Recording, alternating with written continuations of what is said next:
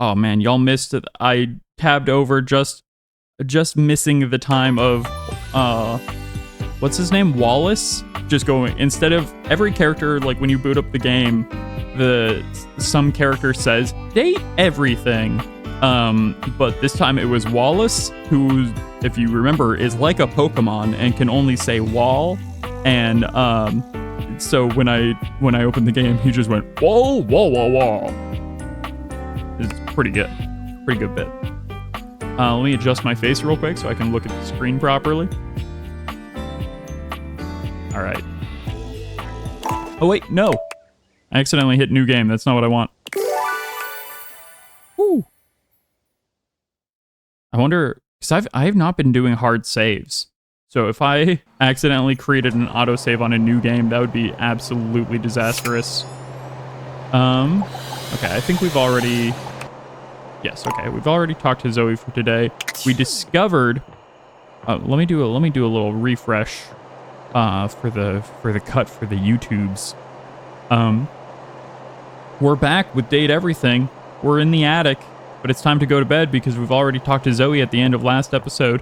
And we got to the bottom of kind of like the cause of her death. She was with like a much older guy, like somebody who was like 20 years older than her. And they were trying to create a seance to talk to that guy's dead dad that he clearly had some issues with.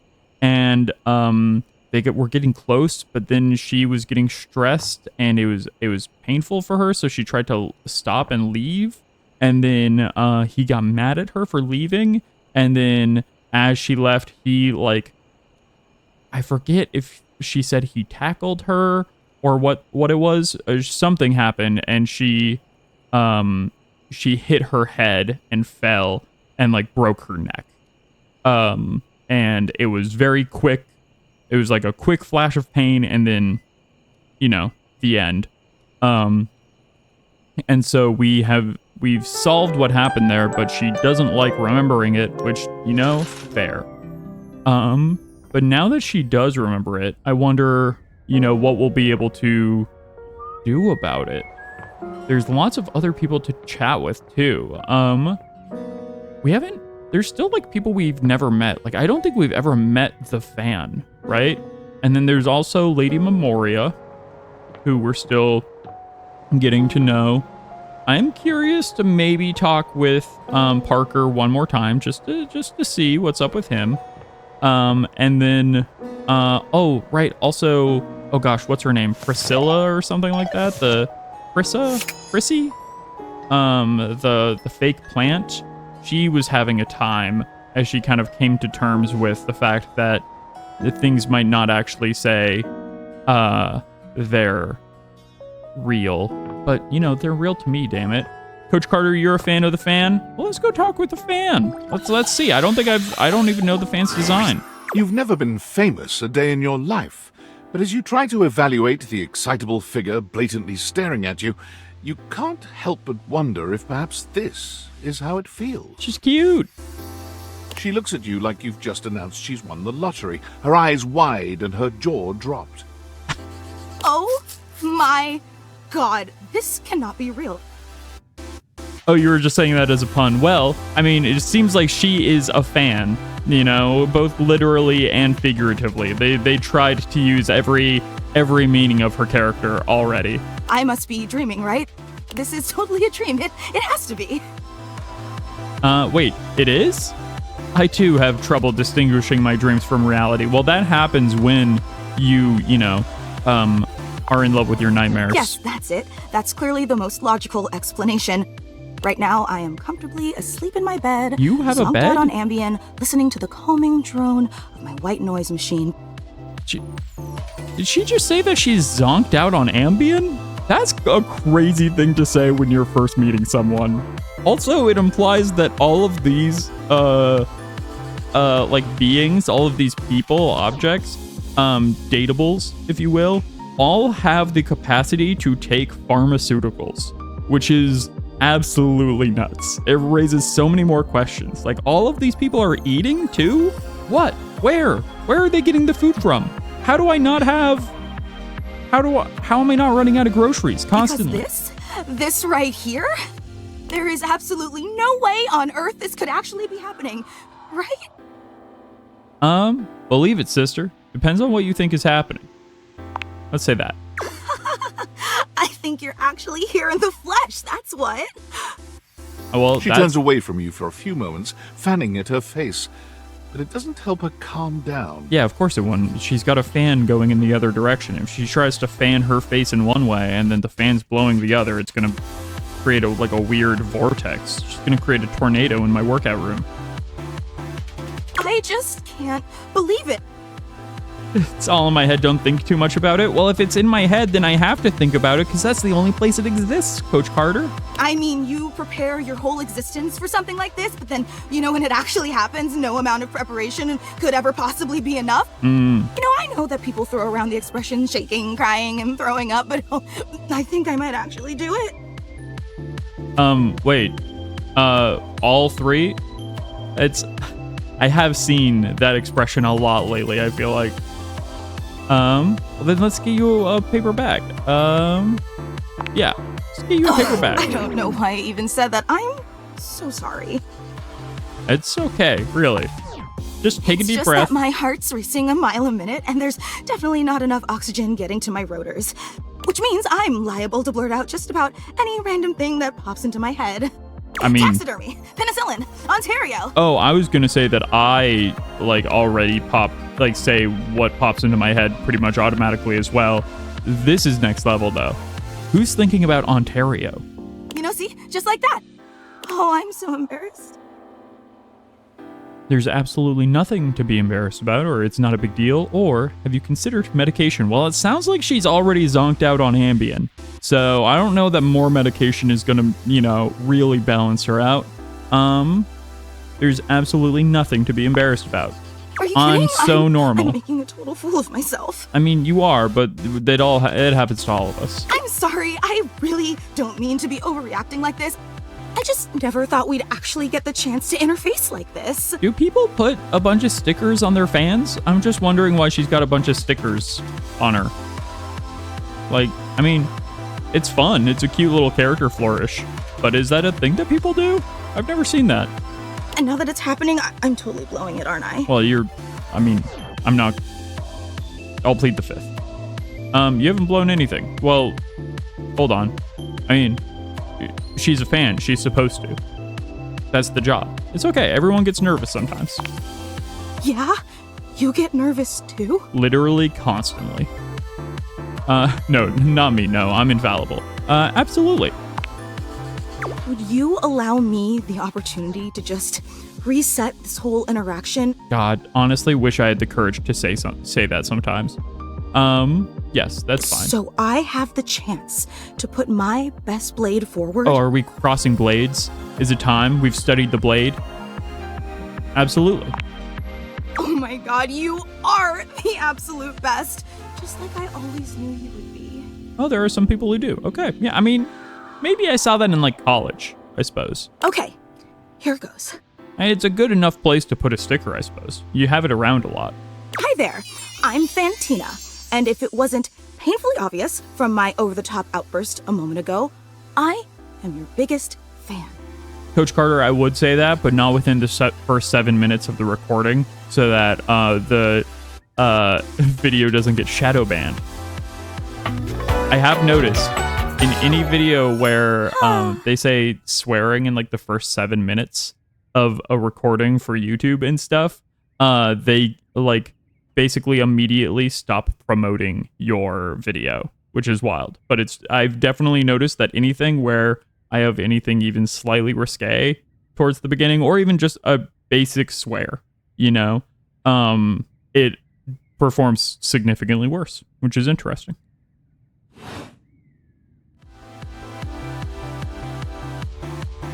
Even bigger than my mom. Now we were talking earlier about bad jokes from the 90s, and when I hear even bigger than my mom, I immediately am transported to middle school your mom jokes, Wait, really? Uh-huh. Hang on! My content aware is going off. Oh, yeah. Is she going to be like obsessive, like stalkerish? Fantina is your biggest fan in more ways than Yeah. one. Her behavior toward you might be considered similar to stalking. You cool with that? Or you want to skip it? I know I haven't thought about your mama jokes in like a while, but like when I thought about bigger than my mom, it immediately was like, well, that's just the setup for like a mid-2000s your mom joke in like the worst way possible. No, I'm okay with this type of stuff. Like, I don't love it. I probably honestly will see if we stick with Fantina, but Carry on then. I've been a huge admirer of yours since the second you brought me home from that discount electronics outlet all those years ago. oh, that's why she's got a wire or two loose. Just everything about you is so unbelievably impressive. I'm constantly in total awe. I've been like let go and replaced with AI for a job that I wasn't very good at. In awe of me? It's true. I've never known anyone so inspiring. The way you wash the dishes, making sure they're sparkling clean even before you place them in the dishwasher. What? No, I definitely don't do that. I mean, I give them a rinse, but I'm not making sure that they're sparkling clean before they go in the dishwasher. The way you adhere to a strict daily routine with every single minute, pre-planned weeks in advance. What? Is that a thing that I do? The way you always file your taxes 3 months before they're due. Oh, That actually is something that one is true to me. I do try and get my taxes out of the way as soon as I have the paperwork done, just so I know what's happening. there truly aren't words for how incredible you are. Thank you so much. I definitely don't do those things. Right? I know that. And it's your commitment to the intention of doing them that is the real art. Yeah, no, I definitely think about doing those things real hard, You know, for I sure. really don't want to bother you any more than I already have, and I know your time is extremely valuable, but no, it's silly. Forget I ever said anything. You heard some pangolin. You heard someone was talking about doing their taxes early and was summoned. I do tend to do my taxes as soon as I get the paperwork from them, usually in like December or January, because I just like to know if I owe or if I'm getting money back, and I hate waiting until the last minute to do that and then finding out bad news. I am very much that rip the band-aid off kind of person for taxes in particular. I think just the anxiety about forgetting to do them until it's too late or something like makes me panic. And so I just am like, let me get it off my plate so that like I don't have to think about it, because otherwise it's going to be one of those things where you just like constantly, do it as soon as you can. Same, because it's just like that way it's otherwise it's always in the back of your mind and it's always on your to-do list for months, and it's one of those things that takes up unnecessary brain space. And so I get it over with. And then I do get the TurboTax. I do use TurboTax. They're not a sponsor or anything, but TurboTax, hit me up, because I do use your product. And I do pay for the extra premium version, in which case, if I ever get audited, one of your tax people have to do it for me, because, do I fully trust that I get every single little thing right? Yes, US government, I do. I'm absolutely nailing it. Tell me. Well, I was just wondering, if it's not too much trouble, would you be willing to sign one of my blades? Just so I have something to remember this amazing moment by. Only if it's not too much trouble, though. I really don't want to inconvenience you. I'll sign a blade. Yeah. You take yeah. the permanent marking Where's your Fantina katana? holds out to you and scroll your signature along one of her blades. Oh boy, wow, that feels Okay, let's not get weird about it. really nice. Oh boy. Just kidding. Glad you think so. Yum. Oh.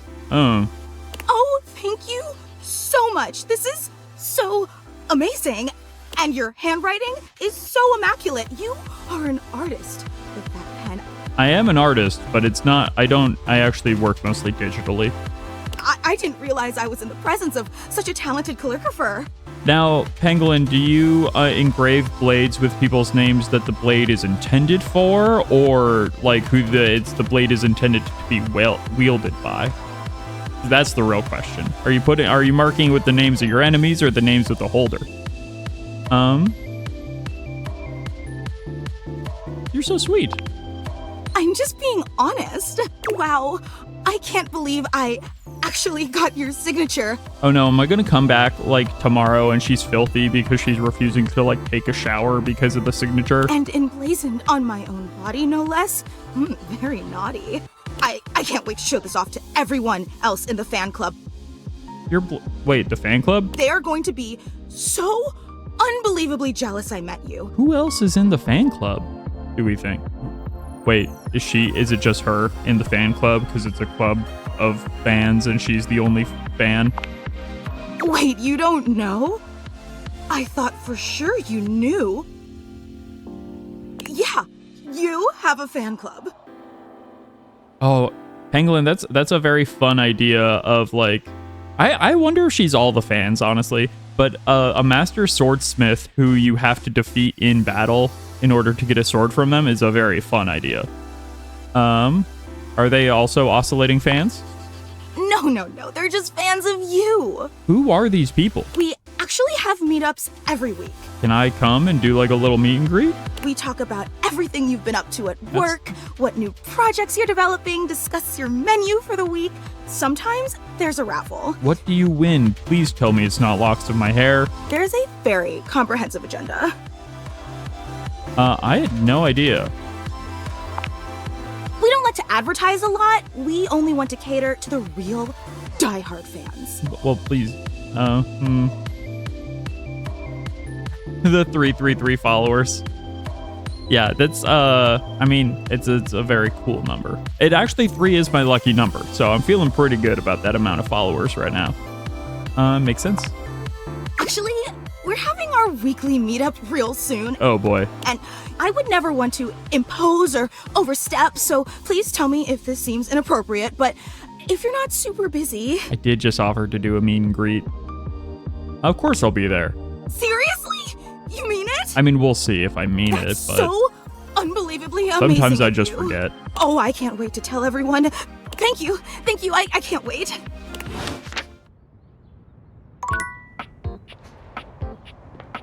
All right, let's see. Let's chat with Memoria. Oh, it's you. This absolute Morticia Adams goth mommy, if you will. We have just been discussing whether or not we're excited for the upcoming end of our little project. Yes. Will I discount the 100 per person greeting fee? Yeah, 5% off. So it's a measly $95 per person, If you do want any physical touch, it is extra. It's double, but, and that's not discounted. I, for one, cannot decide. On the one hand, it means we will have completed the piece. And there's something wonderful about that. Something wonderful that we've worked on together. Oh, What we've collaboration. created couldn't have been created by anyone else at any other time than by us, right now.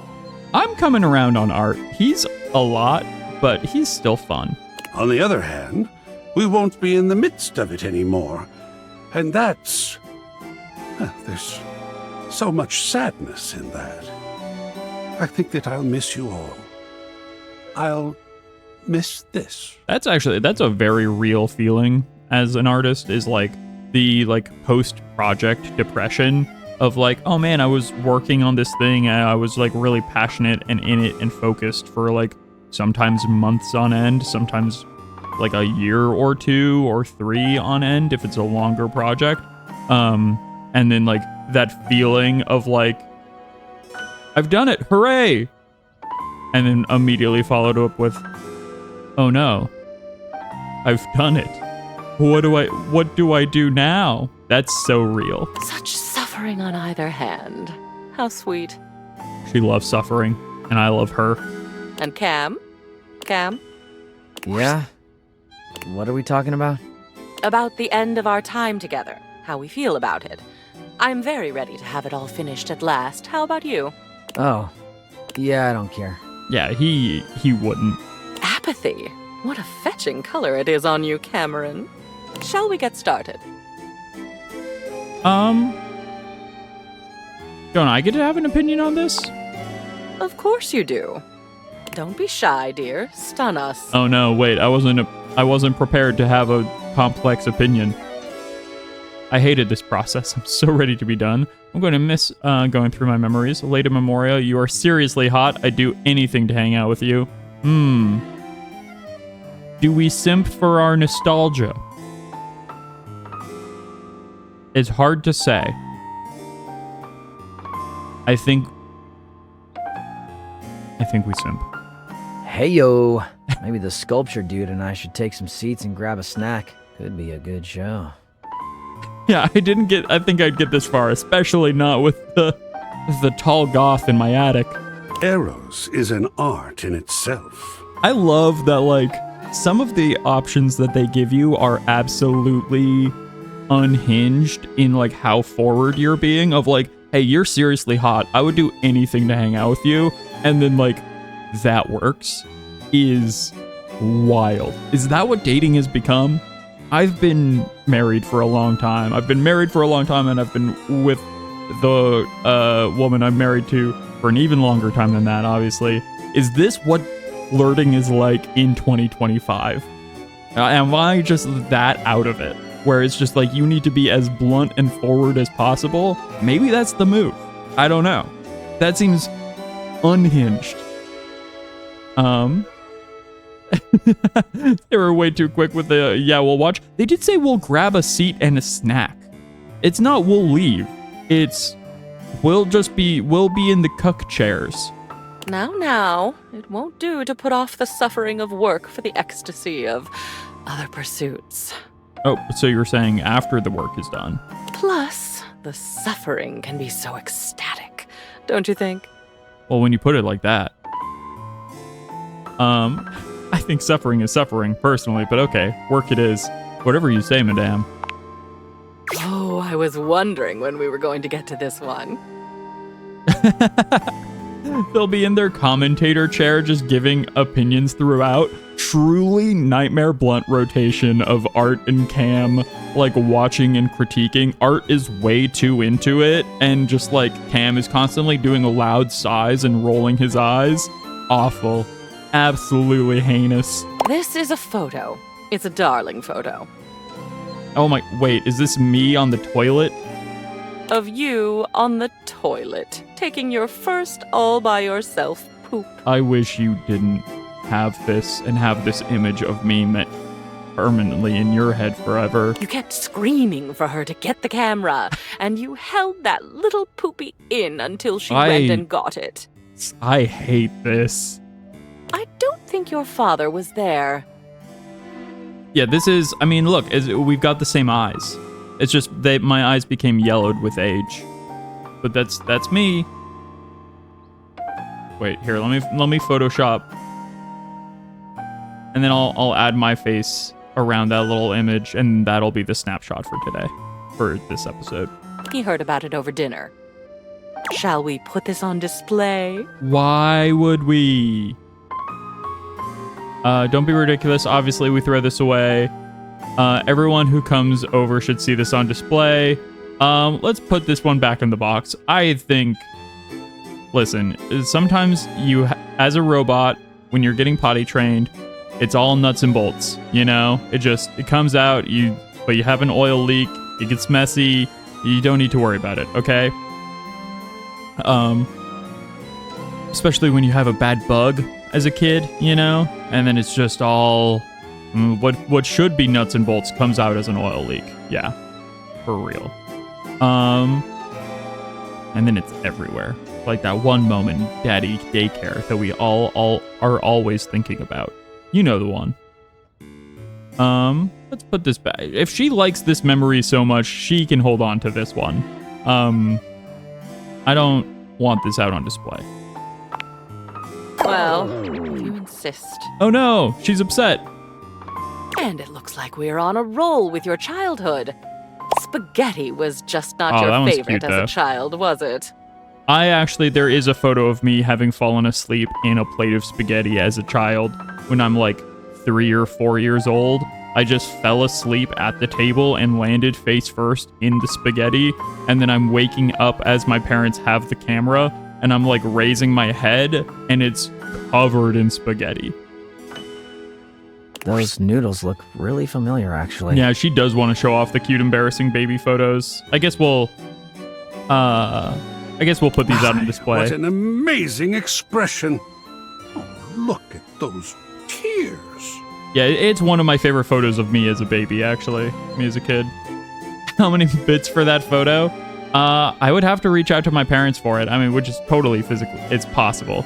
I was a very cute and extremely chubby baby. I was so chubby that my family called me Bob the Blob, because instead of crawling, I would roll places and my rolls had rolls, you know? So there's very cute baby photos of me as like a train conductor. There's like baby photos of me, asleep in spaghetti. Some good stuff. What shall we do with this one? I was dressed up as a puppy for one early Halloween, and that's very cute. I was a cute kid. I won't deny it. We hang it. That is exquisite. I love a good still life. What a moment to capture. You have Coach Carter, you have a picture of yourself covered in charcoal. That's cute. Just like, was it drawing charcoal or was it like from a fire pit charcoal? Either way, it's pretty funny. Wait, Pangolin, you were Cowboy Bill till you became Outlaw Josie Wales because you had a pair of cowboy boots that you loved for Halloween? Or was it for just in general you would always dress up as a cowboy? Either way, very cute. When you're a little kid, cowboy outfits are so fun to wear. Like I have family in Montana, and when I went to go visit them when I was a little kid, I got a cowboy hat, and it was a great look. A fire charcoal. Dad had a bonfire that last night, and you got covered in the charcoal. Oh no, what happened? I hope you were okay. You didn't get burned or anything. Not Halloween in general. You just always want to wear cowboy boots. That's so cute. Just a permanent little cowboy toddler is an adorable thing. Riveting. Next up on the childhood railroad. Okay, we gotta display all of these if we want to make her happy, I think. You doing a lot of childhood type things. There are a couple of them that still make me smile. You playing knights with the plunger sword. That evil dragon never stood a chance. Pretending to do your homework by wearing the book on your head.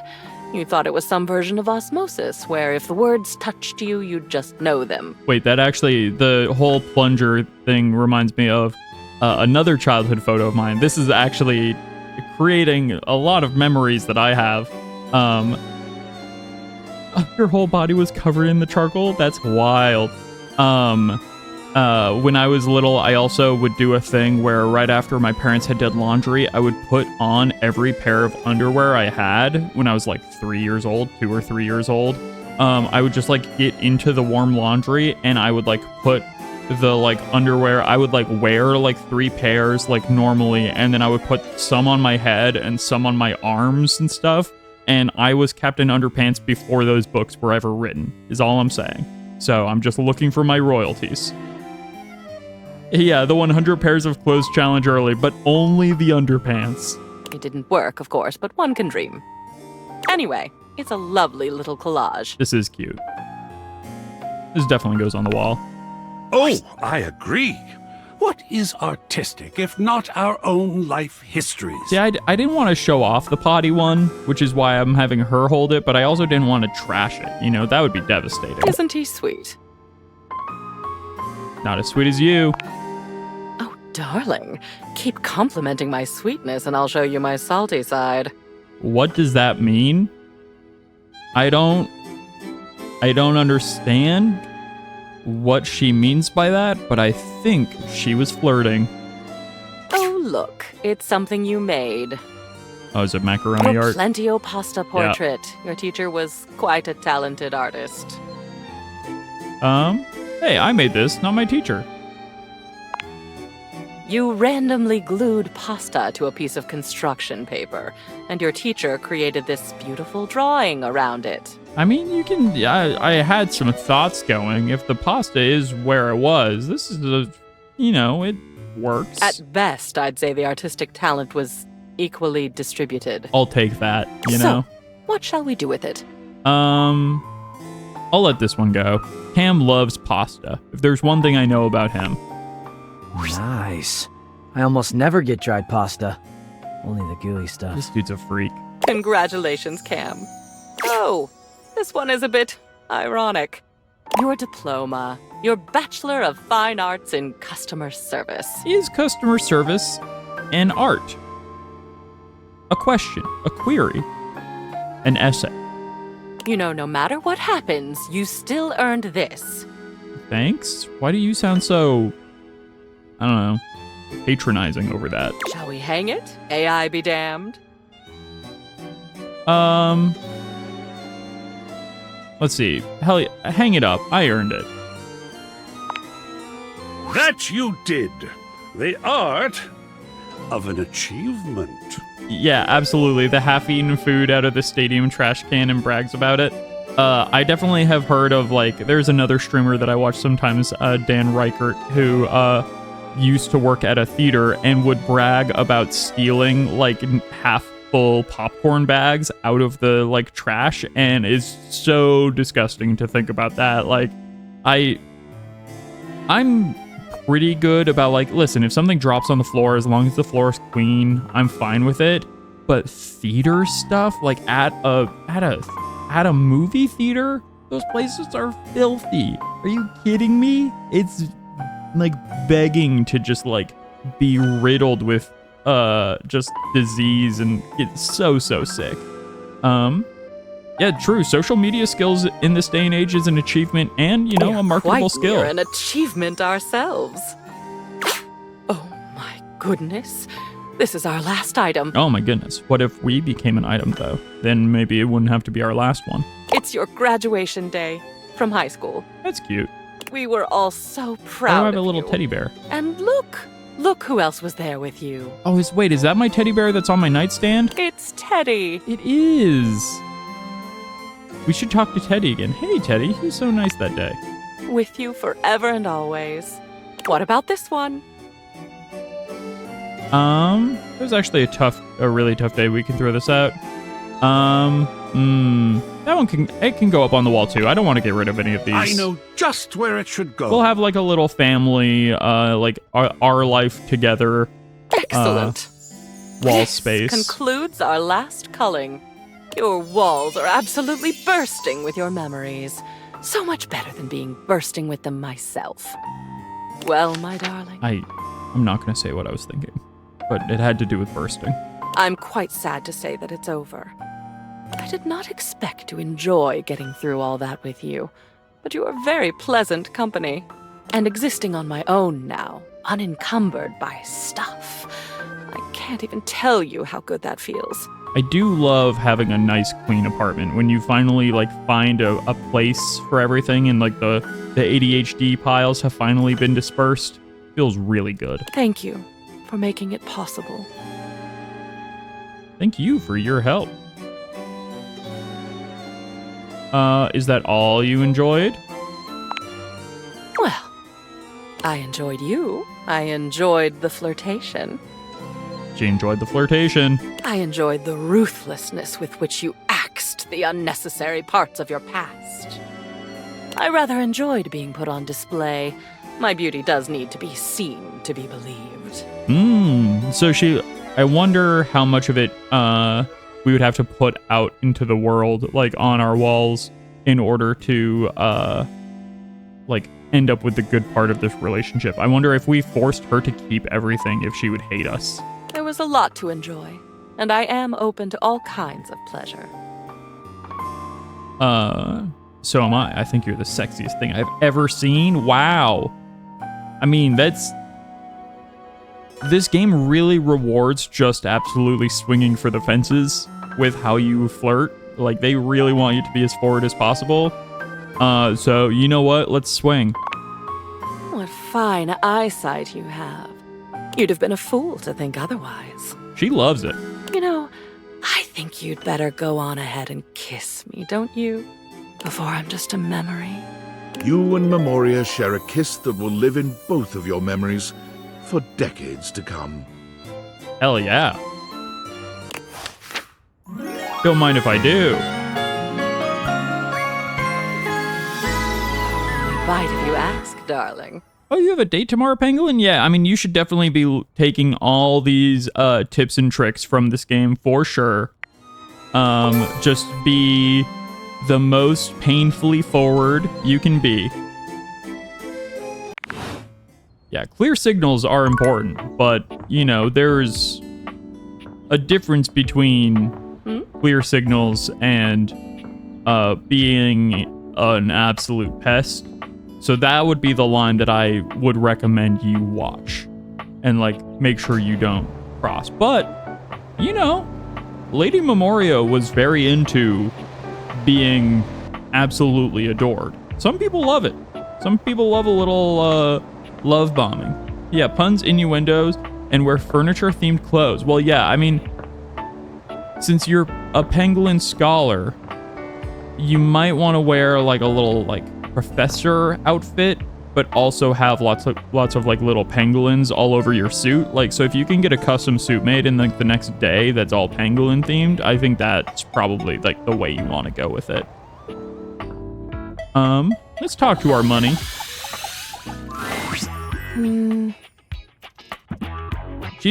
Monique is also scary. But you know, we know how I feel about that. Hey there. One moment. Yeah, you can pencil me in. Okay, the numbers are the same, as they always are. Yeah, I don't really spend money or make money right now, so it seems like somehow I've managed to find a way to survive without any ever eating or buying food. Yeah, Monique is like, I don't think she's related, but she was inside of the safe lady. No, it's not the same person. They're two different people. The Sophia is the safe, and Monique is the money itself. So the thing keeping something safe, and then it seems like maybe Sophia is like almost Monique's bodyguard. It was kind of like the dynamic they had when we first met. I don't think and I don't think the relationship is like parent or anything either. That'd be too weird. The game seems to very deliberately avoid that kind of vibe, which, you know, is good. Were you counting yourself? Making sure that I am all accounted for is part of my daily routine. I mean, yeah, you got to make sure that you're all sorted mentally. It is like counting numbers in your mind. Yeah, I can do that. I thought I told you not to speak to me unless there is an emergency. Well, my emergency is how I feel about you. What constitutes an emergency? Oh, I'm sorry, I don't have much else to do other than talk. What constitutes an emergency? An uninsured vehicular accident, an overdue credit card bill, rental coverage in the event your income falls short. Yeah, that all makes sense. Any event with similar dire qualities qualify. Yeah, she's like not even just my money, she's like my savings. And I have enough savings for these kind of events. I mean, I'm just looking at the stacks of cash and assuming each stack is like $1,000. I've got about 1, 2, 3, 4, 5, 6 grand in the bank. It could be worse. But what if I saw the Scorpion gamer chair again and now you want to spend $4K on it? That can't be real. I want to believe that that's not real. $4K for a gamer chair? Gamer chairs suck. Gamer chairs will ruin your back and your posture. Do not get a gamer chair. Get a good, like, refurbished, like, Aeron or something. Like, trust me, getting a refurbished, like, high-end office chair for, like, a couple hundred will save... 10K? People have more money than they have sense, if you know what I'm talking about. I don't know what a Scorpion chair is, Pangolin, so I can't tell you if it's worth it or not. But I can tell you, I've never sat in a chair so good that I would spend $10,000 on it. I've never sat on a chair that felt like it was worth $10,000. I think probably the closest I've ever come to spending $10,000 on a chair is probably when I booked an expensive flight to Japan. But even that was like a couple hundred. Oh, yeah, that's probably the most expensive seat I've ever purchased. But I cannot imagine a world in which a chair is worth that much money. It depends. That is why I check every day to see where we're at. I have to plan for every contingency. The best chair I've ever sat in was an absolutely busted couch in a tea shop in Portland, Oregon that I really like. They got rid of it recently, which made me very sad, but the sofa was so broken, the springs in it were so busted that when you would sit in it, you would sink down and practically drop like a foot into the couch as you sat down. It was the comfiest thing in the entire world. And that couch was probably worth $50 by the end because it was so broken. But it was the best seat in the world. We can let Monique decide if frivolously spending $10,000 is irresponsible and a bad idea. Yeah, if I was going to spend that much money, I would be doing it on my current hyperfixation of Magic the Gathering cards. A much wiser investment than a chair, And if those plans don't work out? Then I have plans for that as well. Oh, wow, you got plans on plans. Maybe that balances me out because I kind of fly by the seat of my pants. And we've just learned that I won't spend much on a seat. Isn't it boring to think about depressing what-ifs all the time? Well, having fun is a luxury I provide for you as well. Well, thank you. I will also be there for you in the scenario that you decide to overindulge. I mean... It is always good to be prepared. We can overindulge. I appreciate it. Duly noted. I realize I may have come off as cold last time. I apologize. It is not often I get visitors. Usually when someone comes to me, it means something bad has happened. That does make sense. How about I ask you for savings tips? I quite like that. She just has read so many different, finance books that, your parents give you when you first, graduate college or whatever. I don't know if this is a thing that other people's parents did, but my dad absolutely... We were talking about earlier at the beginning of the stream, before I was playing the game, of my dad sitting me down and having me watch Stand By Me, the R-rated movie, when I was 6 years old. He then later, when I was a teenager, sat me down and made me watch a bunch of financial videos of how to save money and how the responsible amounts of having saved and the importance of starting a 401k when I was 16, and I was so bored out of my mind that I did not internalize any of it. And now I genuinely wish I did have that information in my head. Yeah, a video series she offered, but we wound up just talking and taking notes. Yeah, this was a video series too. That's so funny. I feel like that must have been a thing going around in the era. Okay, what would you like to know? And as a friendly reminder, my advice is not of a professional grade and should only be taken knowing so. Okay, yeah. So the game is trying to say, hey, don't come to this dating sim for financial advice, which, is probably an important legal disclaimer. How can I save on utilities? That is quite simple. Start by turning off appliances when you aren't using them. But I need every light to be on in the house so that Lux can burn brightest and then eventually burn out, and then I'll never have to deal with them again. Also consider using less water by reducing your shower time. Well, how will I practice singing with Johnny? Oh, and shutting off the lights to rooms you're not using. Okay, that part I can do because we'll just get rid of Lux. I see, thanks. Of course. Now, if you will excuse me, I am going to recount. The other thing you can do is just never use Hector, the AC, and melt into a puddle. Just to be sure. And then you're dead, so you don't have to pay anything anyway. So convenient. Let's chat with Art. Ah, you've returned. Excellent. How much date coin should you buy at once? Your mentor says 5K a week. I mean, you know, if you can do more of that, it's better to get down in on the ground floor. That's what they say, is you should probably invest everything in Datecoin. You know, especially now that they're going to be allowed into 401ks, and I'm sure nothing bad will happen with banks trying to process crypto. I'm sure everything will be absolutely fine, and no one is going to have their life savings ruined from that. I have Nobody's a very retirement will important be piece crushed. to discuss with you today. This one. Oh. Okay, so this is Japanese, like ukiyo-e. Ah, this one. Uh-huh.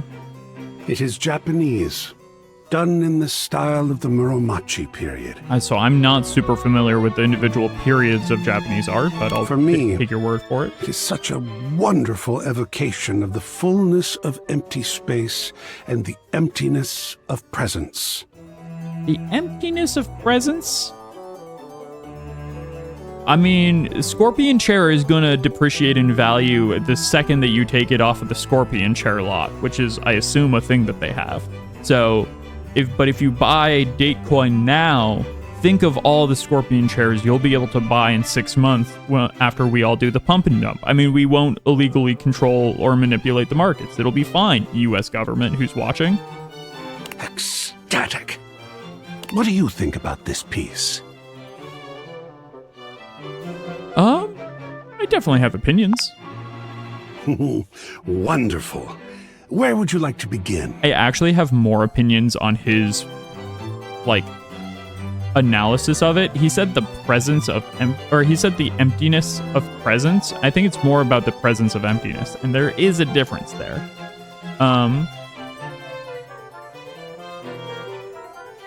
The composition is so beautiful. I do like the composition of this painting. It's a little stilted, but in a way that I like. That it is. The tree, off-center, but in the foreground that beckons you in. Exactly. Yes, art absolutely reminds me of a lot of my art professors. Also, a lot of the people I went to art school with. And, if I'm being completely honest, myself. Probably from junior year of high school through freshman year of college. There's a solid 3 years there where I was very much in my pretentious art phase.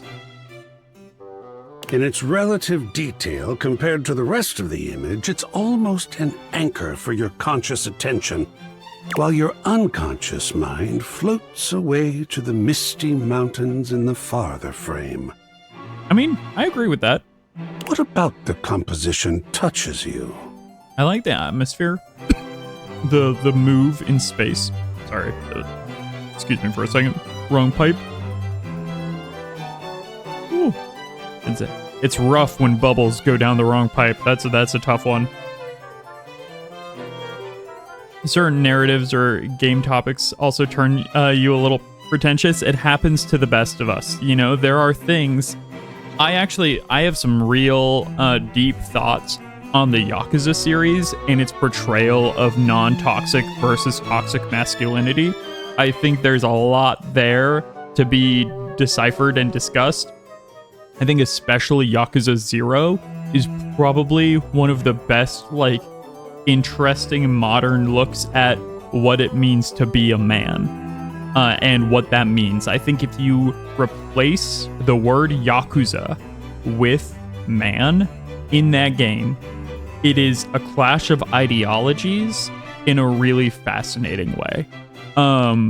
And I have thought about writing a paper on it and have just never had the time. And now it's been so long since I played that game that I would fully need to replay through that 40 to 50 hour game again in order to write the paper. And I should have done it when it was fresh in my mind. But yeah, if you want an interesting look into toxic versus non-toxic masculinity, look no further than Yakuza 0. I think even more so than Yakuza 7. I think I like Ichiban as a character more than in Yakuza 7. I mean, gosh, Kiryu's a great character too. But I definitely like the gameplay of 7 more than the beat 'em up style of the old games. But Zero's story is fantastic. Anime art history class coming in, absolutely. 100. I also have intense takes about Evangelion, and it's not what you'd think. My Evangelion take is that, and maybe I've mentioned this before on stream, but I think that Shinji getting into the mech is a representation of Amano's relationship with his own work culture and his crunch in order to create art and make the things that he sees in his head, and the way that he pushes his own teams into like kind of like creative and physical burnout. They wear themselves out as animators on that team at Gainax, and were like pushing themselves to the breaking point, both physically and mentally, repeatedly in the production of Eva, because they were doing that show for pennies on like what an average anime like budget is and was. And anime doesn't get a ton of money, but the comparison of like Shinji to his mech to his Eva is Amano to his like light table, essentially. And this idea of like getting burnt out, physically beat up, and then having to get back into it because otherwise somebody else is still going to have to go and do this thing, go and make this project that you set out to do. I think there's a lot to be discussed within, also in shonen anime in general, of how shonen protagonists are constantly hurting themselves to achieve their goals. I think has a lot to do with manga crunch culture, and the ridiculous kind of time pressures of being a manga artist. They end up living the experience of, to achieve your dreams and goals, you must be willing to sacrifice your body, and that is what every anime shonen protagonist does. So, I got thoughts.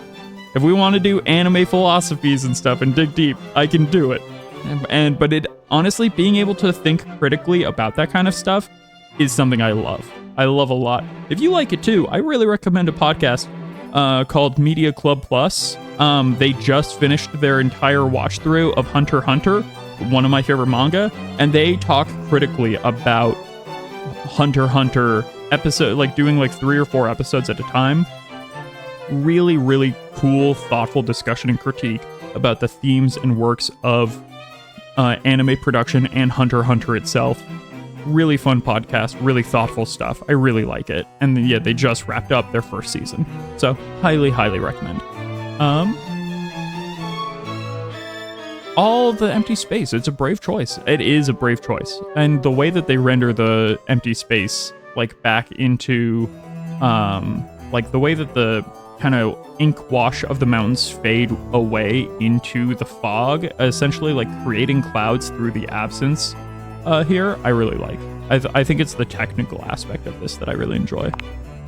Well, my, I hadn't considered that, but I believe you are right.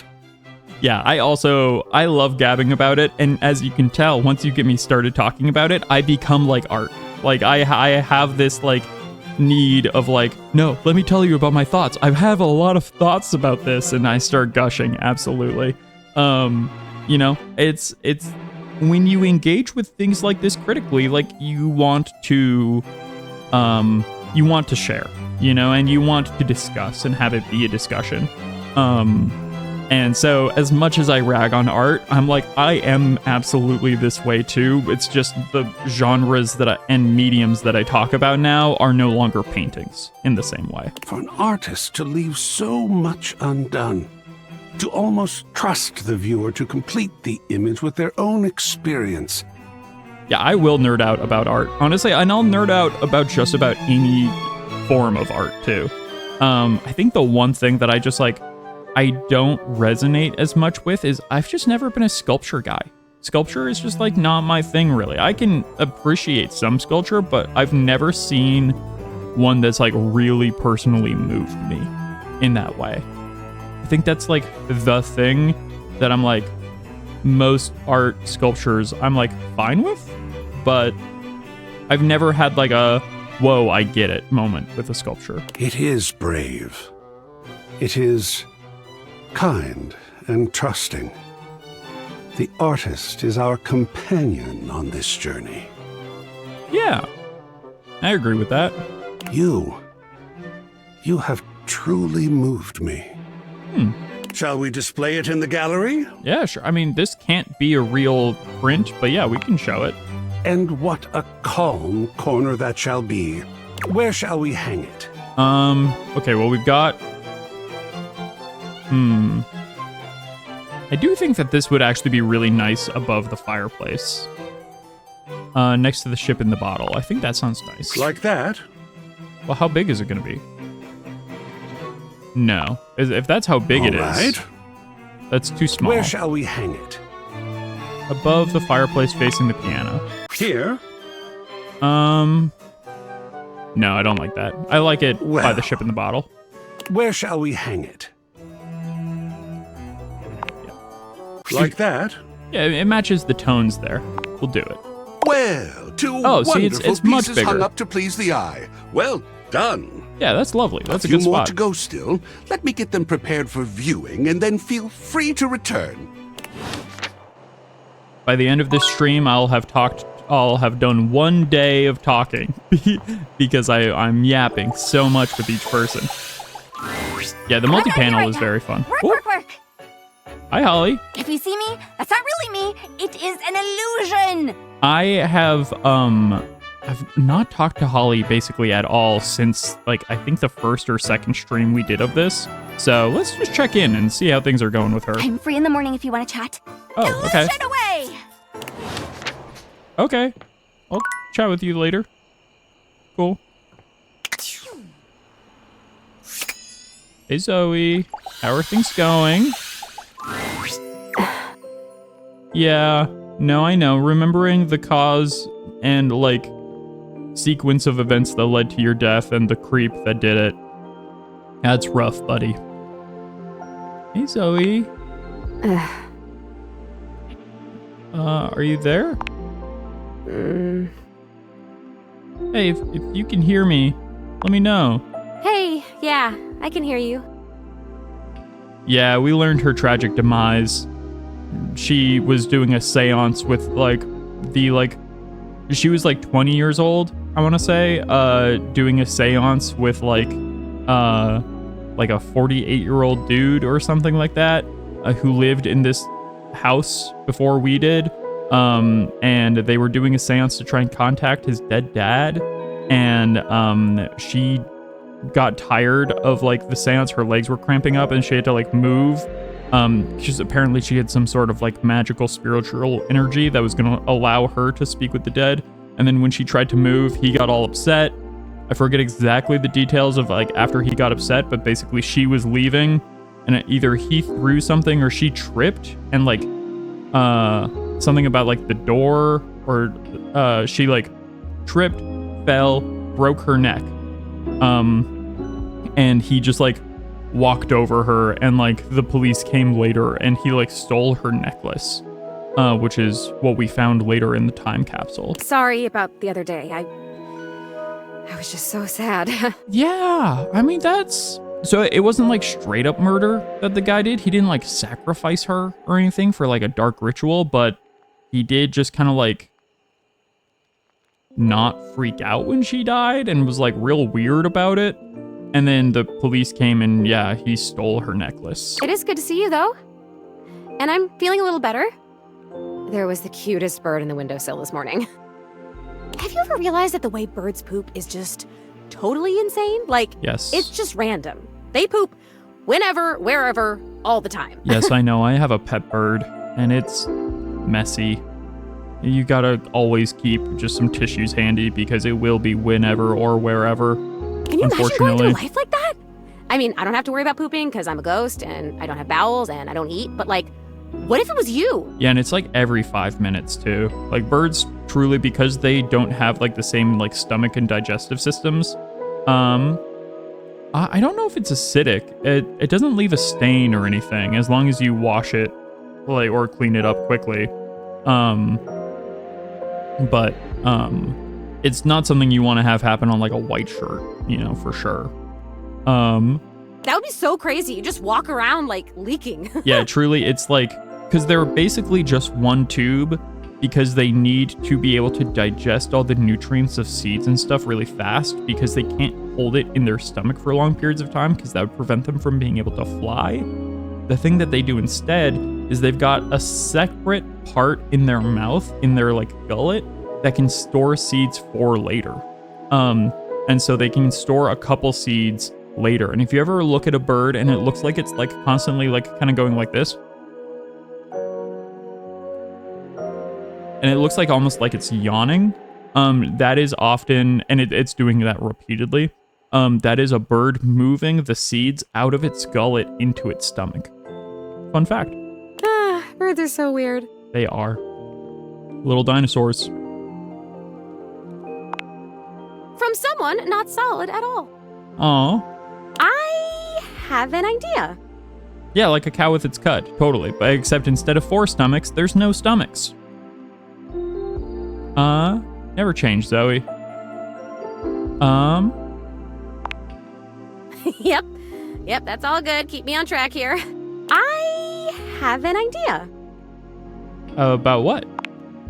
I've been thinking about where I should go next. Wait, you're gonna leave? Should I find out what my next adventure is? Like, actually die? Or should I try to come back to a life of sorts and be a real being in the house with she could go into the guys necklace, like the maybe. time capsule?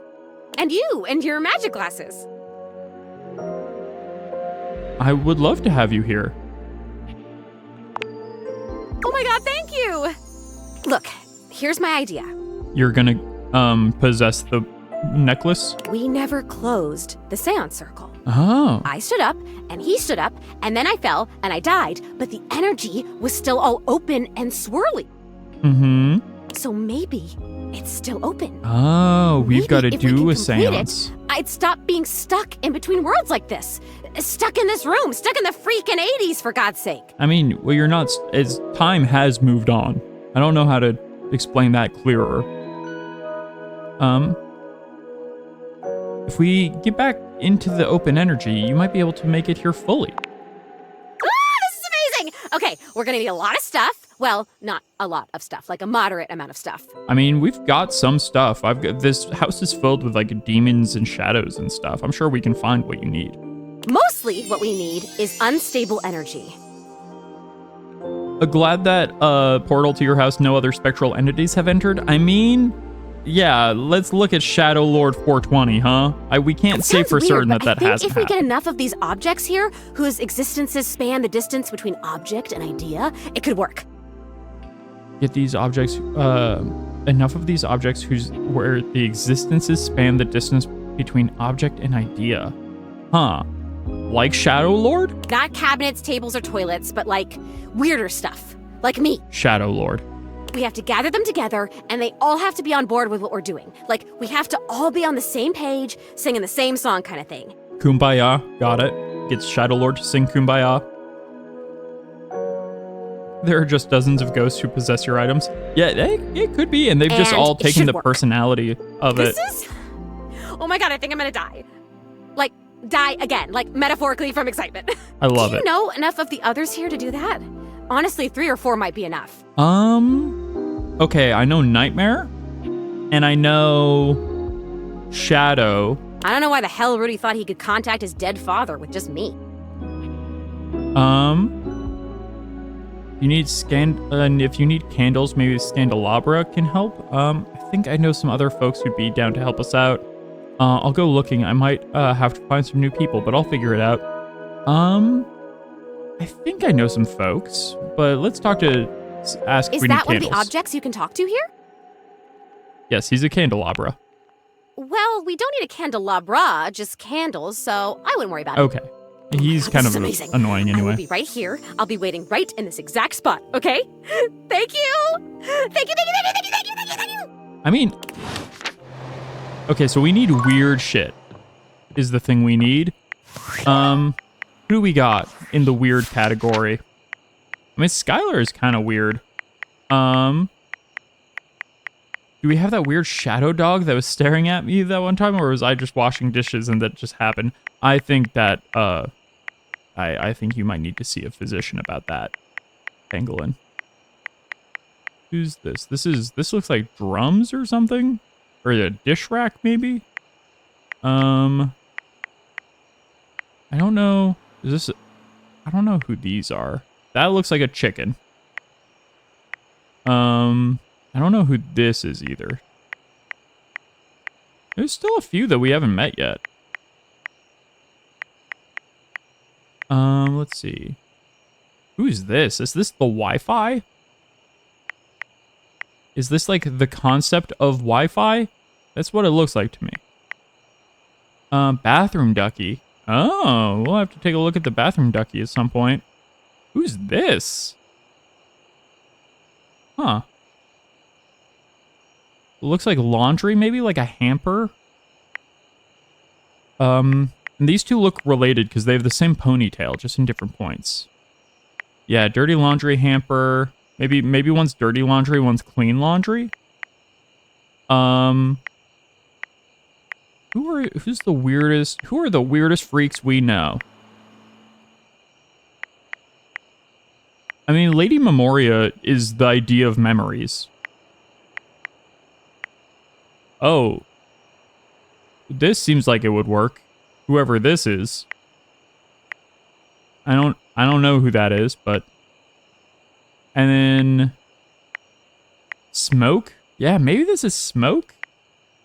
I don't know any of these people. Shadow Lord, Nightmare, oh, and Reggie Rejection. Who is this man? Yeah, if you guys have suggestions on how to meet the weird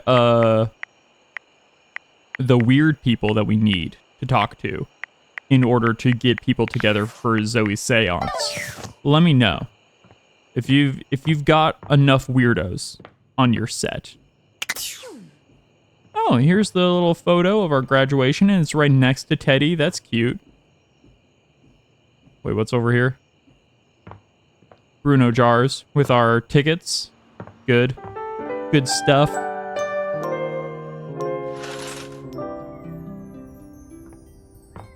You know a secret character, but you don't know if they're weirdo enough for like this magic thing.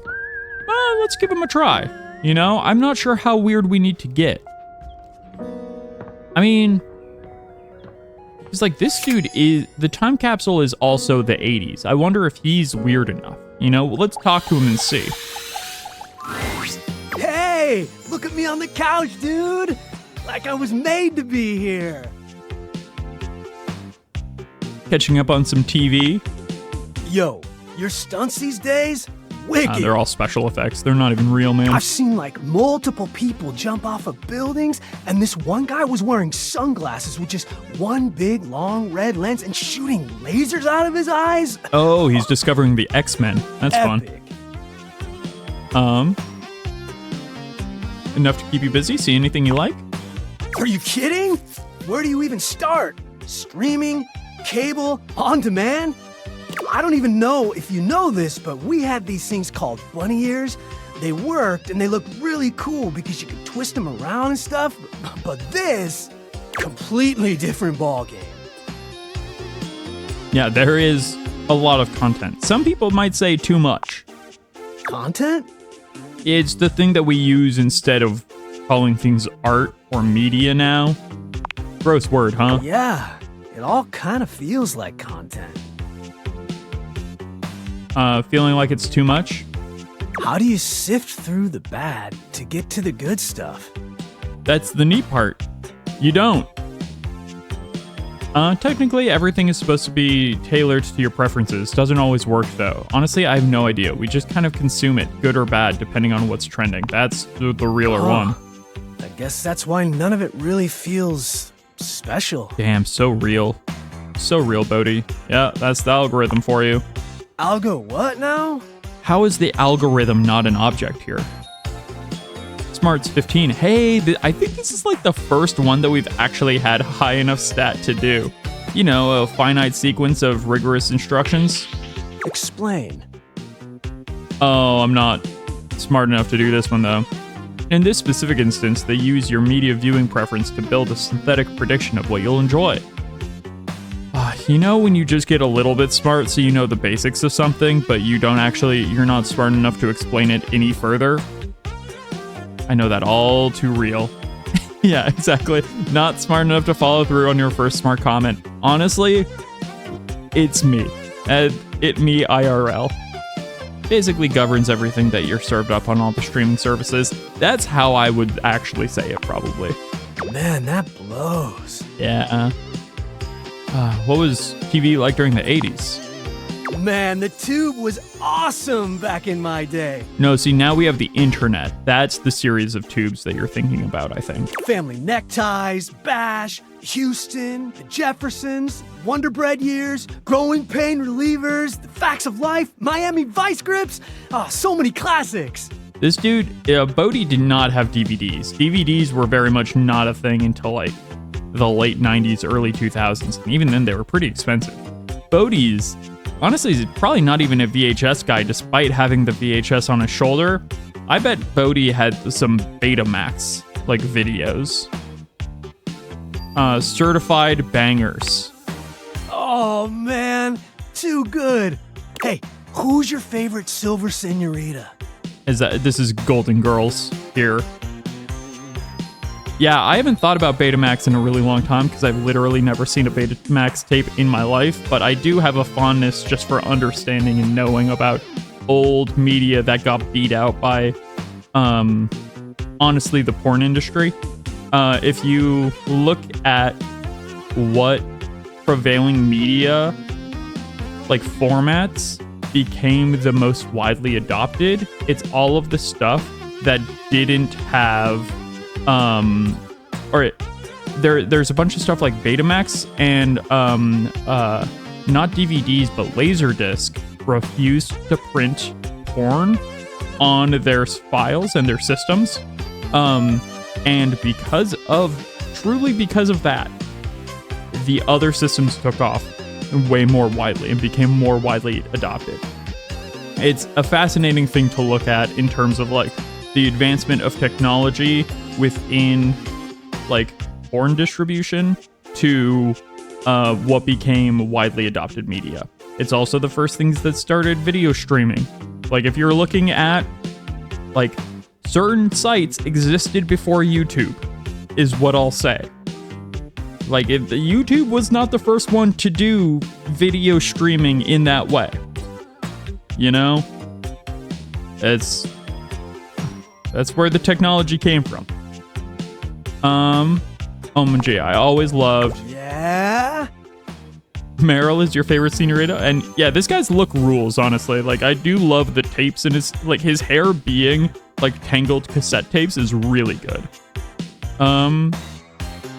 Dolores Zordnob, Tulip Nightgown, Rouge Gardner, or Sapphire Petrus.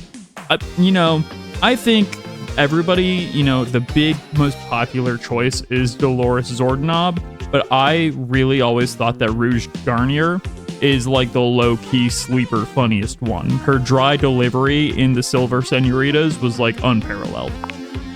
Radical! They're my favorite too! You would have said that about anyone I chose. She's so saucy. She is saucy. Oh man, that was our favorite show. My grandmother and me. She was a 1920s time capsule. Damn, your grandma was a flapper? It was syndicated. Came on right after afternoon cartoons. Listen, there's a lot of good shows that I watched because they came on right after afternoon cartoons. That's how I got a lot of my older media, for sure. Comedy was a little too old for me. I didn't get every joke, but Grandma would laugh, and I would laugh. I actually now really relate to Bodhi because my grandma lived with me when I was younger, and she was the reason we got cable. Because she wanted to watch her shows, and her shows were like MASH and Golden Girls and stuff, and Matlock. She loved Matlock. I think it really shaped my sense of humor. It was special. My grandmother used to make me cookies. Bad ones, but swell. Oh, that's so sweet. She was awesome. All those actors are probably gone now, huh? Yeah, watch them with your dad and mom when you were younger. I love the old shows. I also, because we then had cable, that's also how I caught a lot of Nick at Night. I was a big fan of Fresh Prince of Bel-Air. That was like one of my favorite shows growing up. Super weird how much time has gone by. Yeah, Bodhi, I think they're all gone. Sapphire was the first to go, I think, but Tulip lived to be 99 and made people laugh the entire time. And Nick and Knight had incredible programming. Oh, good for her. She was a radical lady. Nick and Knight, I also really loved. I have a real soft spot in my heart for Antiques Roadshow, that old PBS show. I don't know if it's still going because I don't have like television anymore, just like standard, you know, basic cable or anything. But I would watch a lot of Antiques Roadshow with my mom and my grandma too. When you love Antiques Roadshow, yeah, I think Antiques Roadshow is like one of a like absolute like sleeper hit of a show. I loved. There was two different things that would happen in Antiques Roadshow. If you've never seen the show, it's Antiques Roadshow would come to your town and they would take over the local convention center and they would have a bunch of like local kind of professional appraisers on the show, and people would bring whatever old antique they had to come and get it appraised. It was always fun to see someone like, I found this in a ditch, and the appraiser is like, you're a billionaire. Exactly, yes. That was such a fun thing of like, people would be like, oh, I have this like one doll that I like found in a store, or it was like in my dad's trunk, and like, I don't know what it is. I think it's probably trash, but like, or like something that they found at a garage sale for $5, and they're like, oh, this is an original like Reniford like Perot like porcelain doll. You're like in the state of quality that it's currently kept in, you're looking at like at least the last one sold at auction for $5.5 million, like kind of thing. And you're just like, oh, what? And then the other half of what that was like, maybe 10% of what would happen. They would have one or two of those per show, like per episode. Then the other thing that would happen is people would come in, yes, brought in something that they had restored and then it lost all its value due to restoration. That is the other thing that would happen. They would have, or somebody had like held on to something for a long time, right? And they were convinced it was going to be valuable, right? Like their grandma had told them like, oh, this is going to be valuable. And then their mother had told them this is going to be valuable. And then they brought it in and they're like, this has been in my family for 6 generations. And, you know, we've just recently polished it or something. And it's like, oh, well, due to the polish and like the chemical degradation that happens, this is now only going to be worth $25. And it's like what this person thought was going to be like their nest egg for when they retire. And then you like see the look on their face as they realize like they've just ruined whatever it is, or something. Or sometimes it would just happen of like they have a fake and their family never realized that they had a fake for their entire life. Like they've had like an ancient like they've got an old painting that they're convinced is from like a famous painter, and then it reveals like, oh, the signature here is wrong. This is not a real painting by that person, kind of thing, is like so wild. And just like watching them be absolutely crestfallen, that part was heartbreaking, but made for compelling television.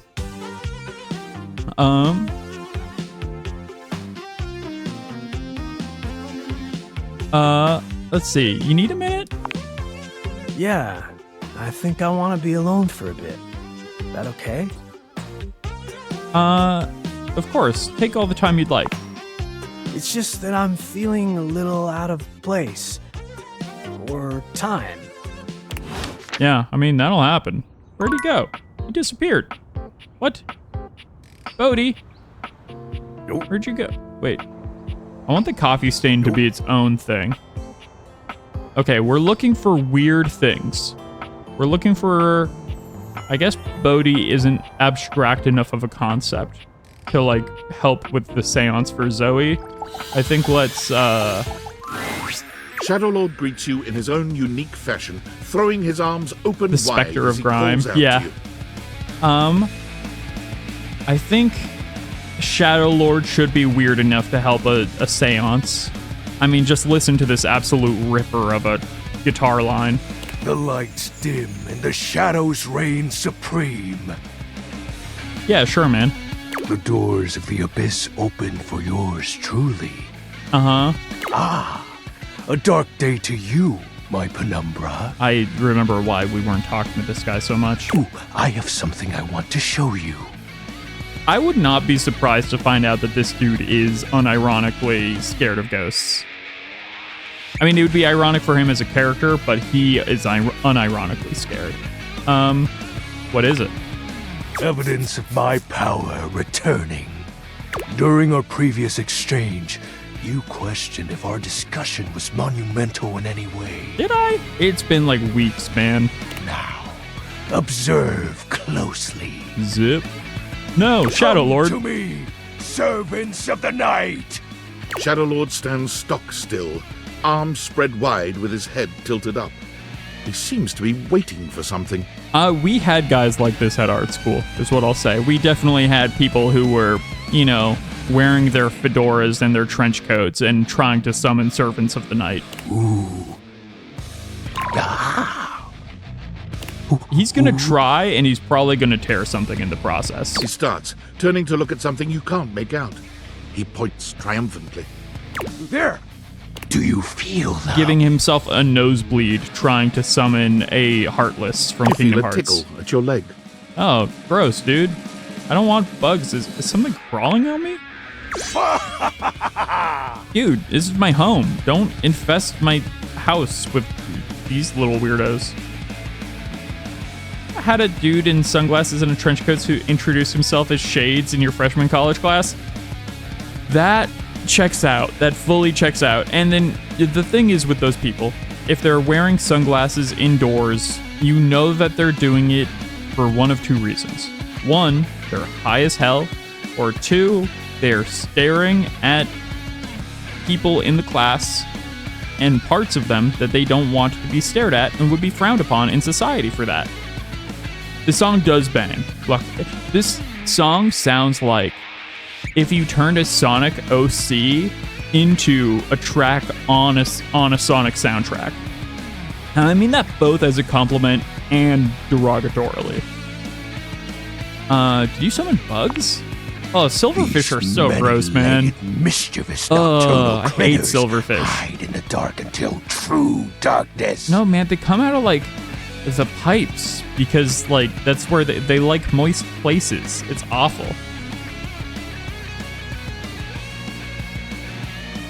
He had a medical condition, but he never talked about it until like junior year. Instead, he just went with being Neo for a while. Oh man, that's rough, man. Cause like I always want to give people like the benefit of the doubt just for being their full selves and whatever. But it's once they actually start actively being a creep that I have an issue. If they're just awkward, it's fine. I might cringe a little, like internally. I try and never cringe like externally as much as I can help it. But there is just that level of like this, like as someone with a lot of undiagnosed ADHD throughout a lot of my life, I think part of the reason I cringe when I see somebody being just so kind of unabashedly embarrassing is I see myself in them, right? I see the parts of myself that I find the most embarrassing represented and like unabashedly, and that makes me feel kind of like a sympathy pang for them. And so it's just like I'm just always like, no, man, no, please, for your own good, no. Then they prey at their peak in the shadows. I think that comes from being like bullied and stuff growing up, just because I was like the new kid a lot, because my family moved a fair amount. And so I had a lot of hard time making friends growing up. And then as I got a little bit more comfortable and got like a little bit more social and more extroverted, I then would see people who are like just going 110% all of the time. And it's just like, man, I want to help you be able to read the room better because it'll make life easier for you. But I also try and never shame those people for just being themselves, you know? Except maybe Shadow Lord. Shadow Lord can get a little bit of shame. Do you believe me now? Am I infested with bugs now? Where one is spotted, hundreds of its kind spawn within the walls. Come on, man. I have had issues with silverfish in the past because they like pipes and they like wet areas and they show up a lot in SoCal. This is They're just gross. the beginning. So be it. Glory to you. Glory, but dark glory. Yeah, sure, man. Begone, you pests! Oh, he doesn't like them either. With a swipe of his clawed hand, Shadow Lord scatters his insect minions away into nothing. As long as he can kind of like de-summon them, as long as he can banish them, that's the word I was looking for. That's fine. There! They shall not intrude your presence again. Thank you for your mercy, Lord of Shadows. I am merciful for your thankness, granted human. What? Most merciful of thankness, most bountiful. He, he spends most of his time online. He doesn't really know how to use his words. I have to say, Penumbra, I'm quite surprised. Your unfamiliarity of the dark is unexpected. This resistance to the colligiosity must be reversed. What? Colligiosity? What? Perhaps your soul is not attuned properly. Training is in order. This dude is 1,010% extra. Like shadowboxing? Give me all the training you got. Let's level up. Like shadowboxing? He seems like the kind of guy who would want me to study the blade. Oh, you are a rancorous one, my friend. I am so rancorous. I mean, in the intellectual sense. Conversation will keep darkness in our mind tempered and in our control. What? Just as you participate in the labors of light, surely you partake in the leisures of darkness as well. No, I don't really get along with Lux. What activities do you enact in the shadows? Oh, well, I can't say that on stream, but... Regale me with every detail, Penumbra. I don't think that's the most... you sleep, overthink, doom scroll, private stuff. I mean, all four. I'm just gonna hit every button and we'll see what comes out. That is all? Okay, I got sleep. Shadow Lord is actually way into like NNN, you know, some No Nut November. What a relaxed spirit you are. Yeah, I'm pretty sure. No, wait. Yes, of course. Perhaps I have misjudged you. Resting in the shadows is your regiment. Oh, yeah.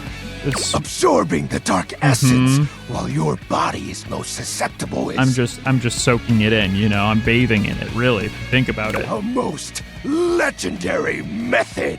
I call it my nappy. That's it.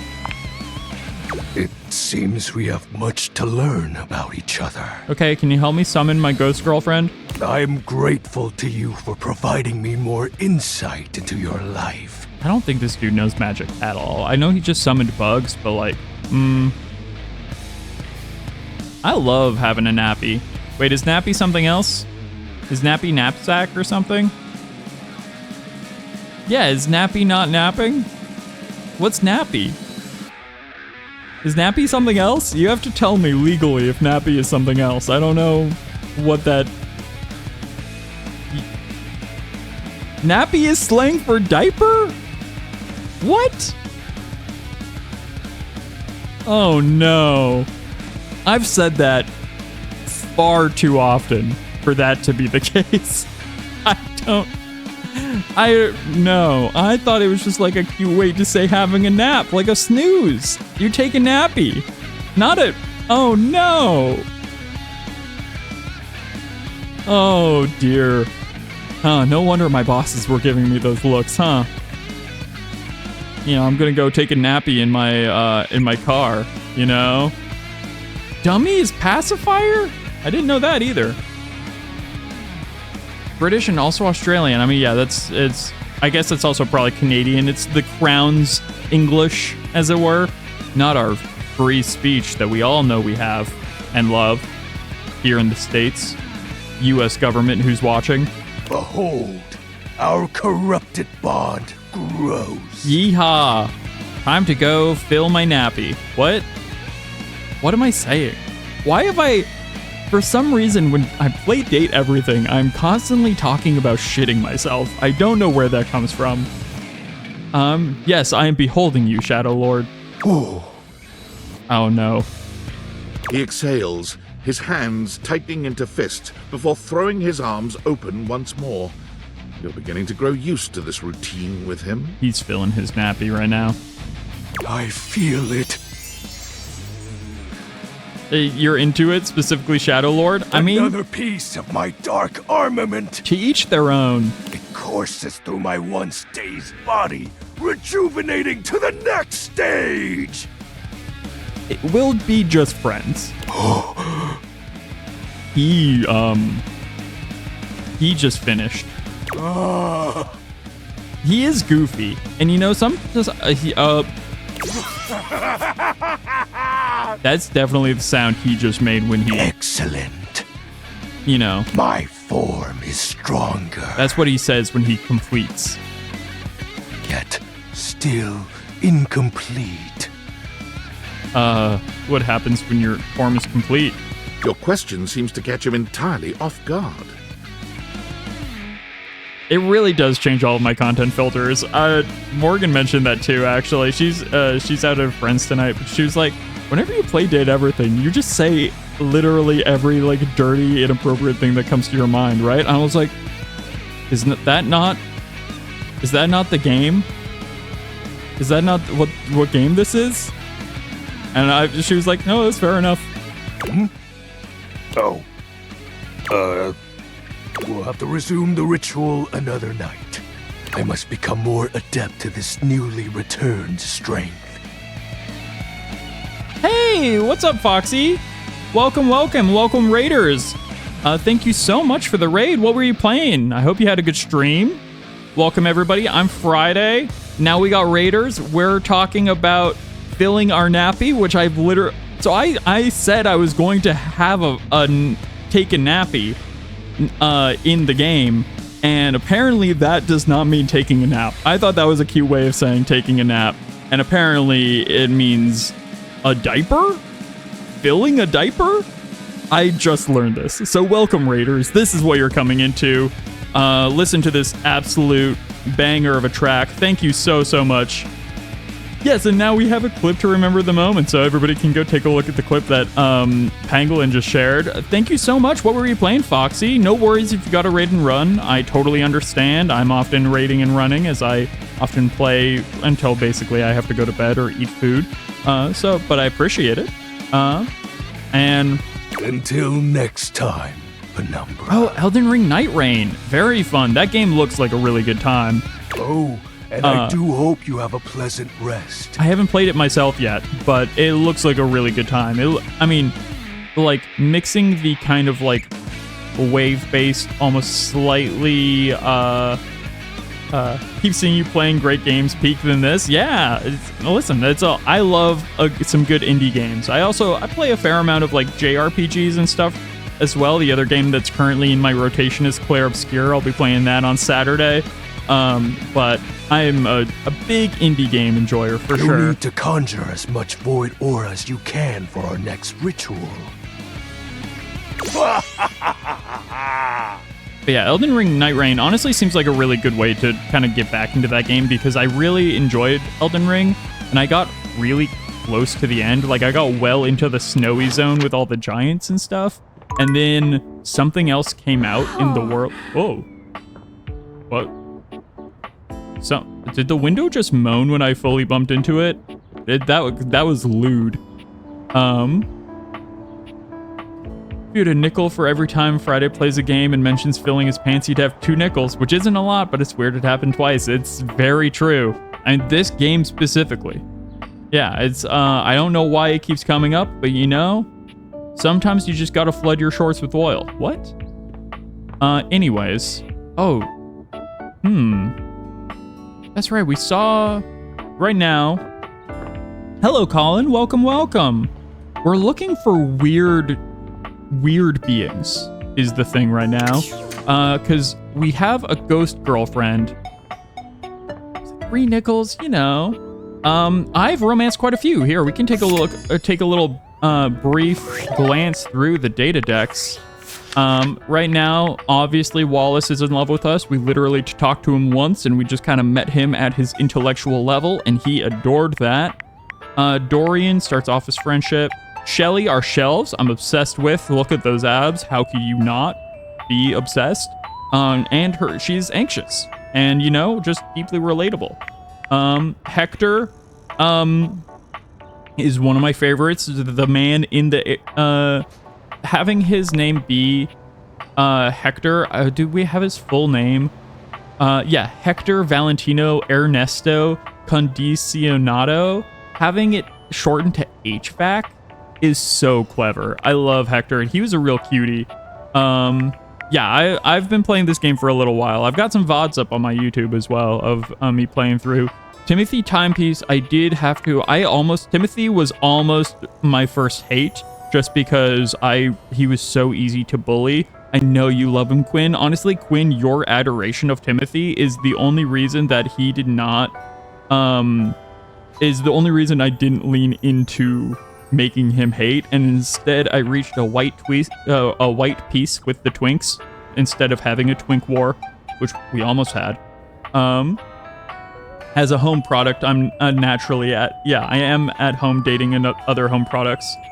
Oh man, Lux, I've like not talked with Lux because I'm right there with you on wanting to hate, because oh my god, it's so funny that I think like everyone who's streaming this game sees the streamer who's just like the most annoying influencer you've ever seen, and then is like, well, I need to hate this person because they are everything. They are anathema to what a fun streamer should be. Eddie and Volt, if you have not talked to these two, listen, I've got love with both of them. If you've not talked to these two, go check your closet. Yes, these two are lovely. So, I mean, hey, minor spoiler since I'm fairly far in the game. Koa the Couch is wonderful. I haven't chatted with him much. I need to find the Dust Bunny.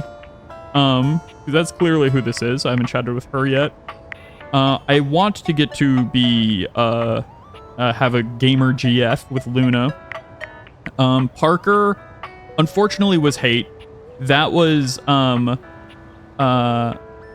Dust Bunny is one of your first. Wow. Go check your closet because the electrical systems might need attention. I mean, they might, you know. Parker Bradley is literally a roll of the dice from my understanding, and so that was very unfortunate that we just ended up with hate.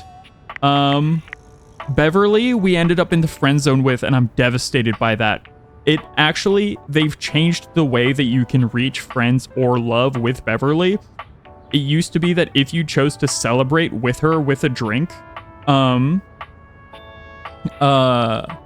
no, Bev is absolutely amazing, and I would have reached love with Bev if I could. Genuinely so emotionally broken, like when I got friend zoned with her. And apparently it's because like once you reach the end of her storyline, if you choose to celebrate with a drink instead of celebrating with just water, it locks you into the friend zone. Apparently they've changed that, but it's too late for me.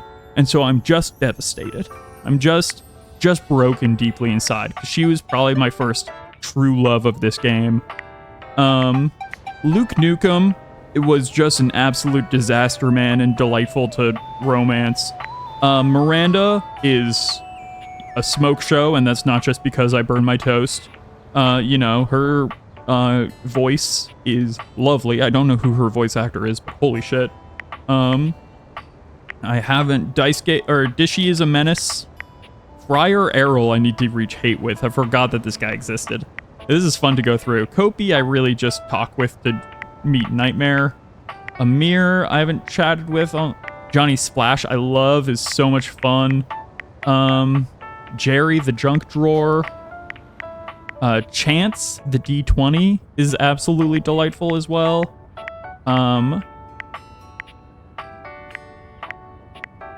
Wait. OMG, what? Your other Meow Meow. Who do I need to meet? Who do I need to meet next? Is there somebody? Who have I not met? Who have I not chatted with? Let me know. Is it the chicken?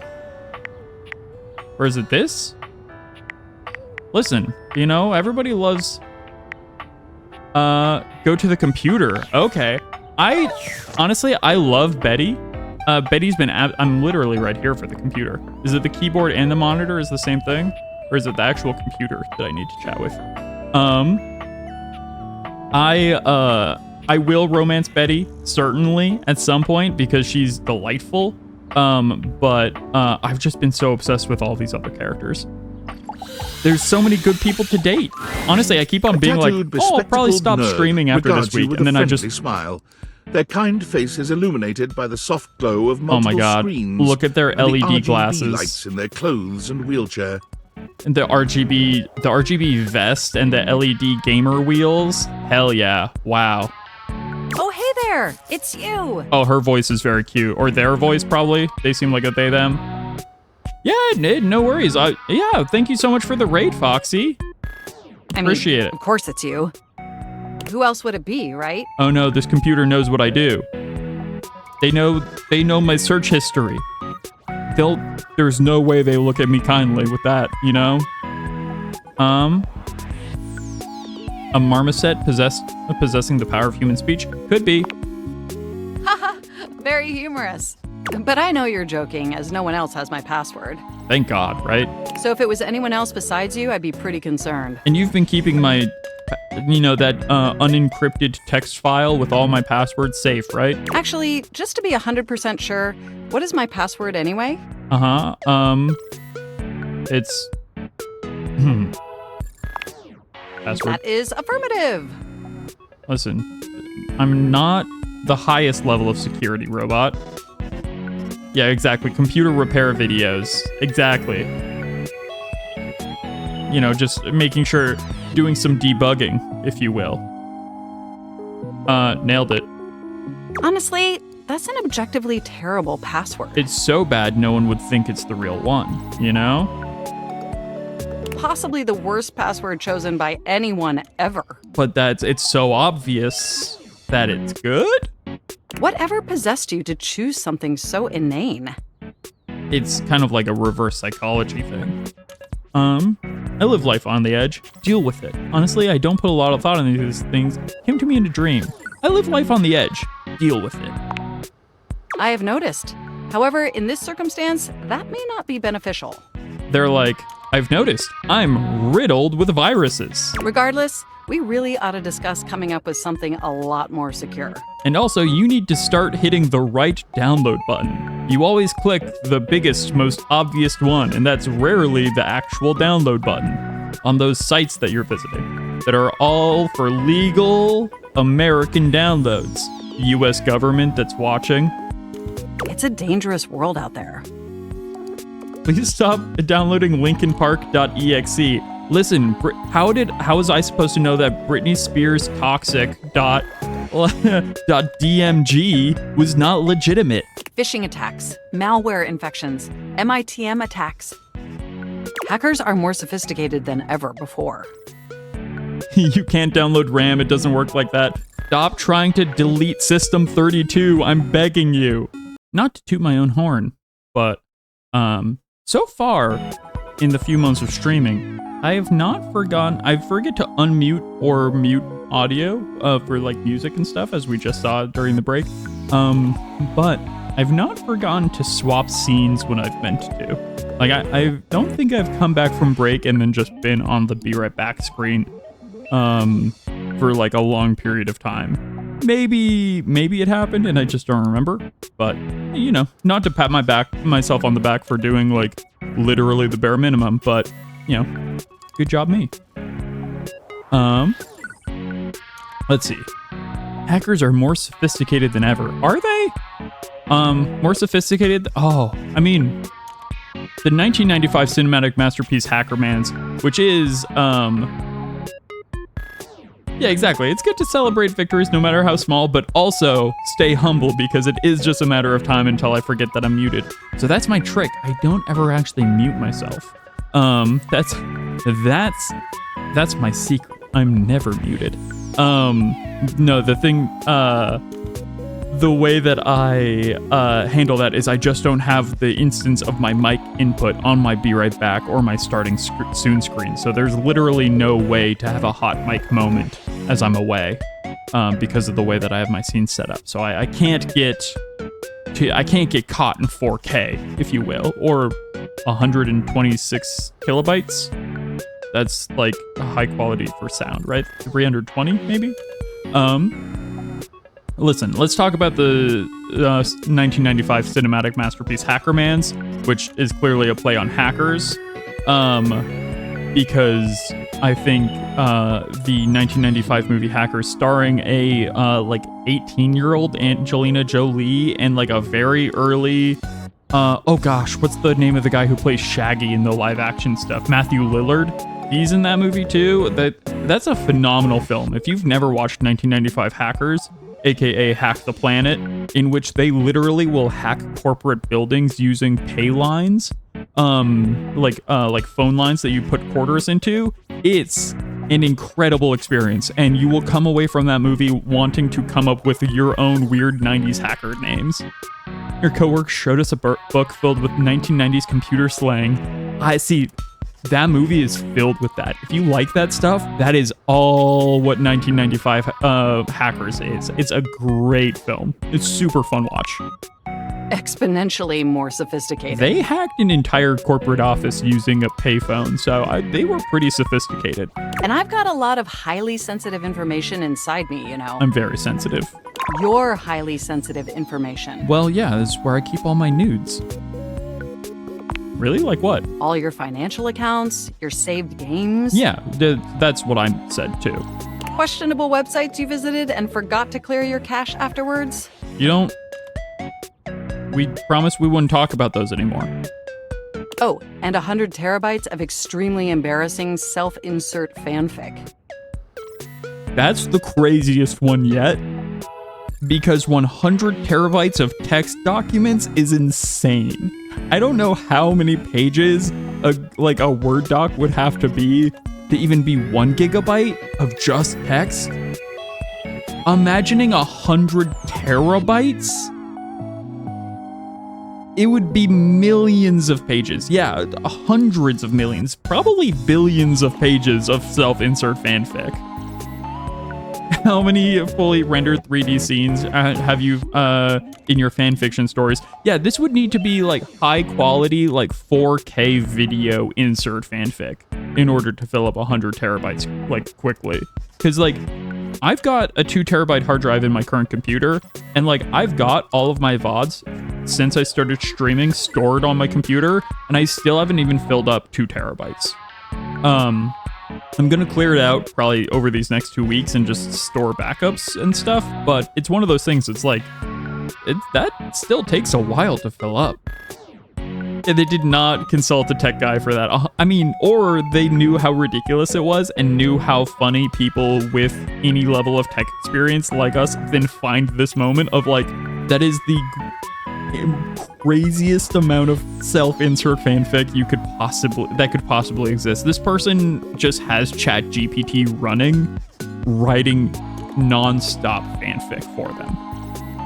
They have burned down a fourth of the Amazon jungle in pursuit of more self-insert fanfic.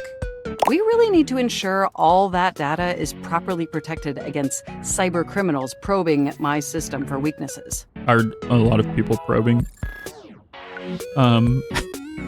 See, the game knows. Haha, probing. I already told you I prefer to live dangerously. Wait, how'd you get my fanfic? You wrote it using me.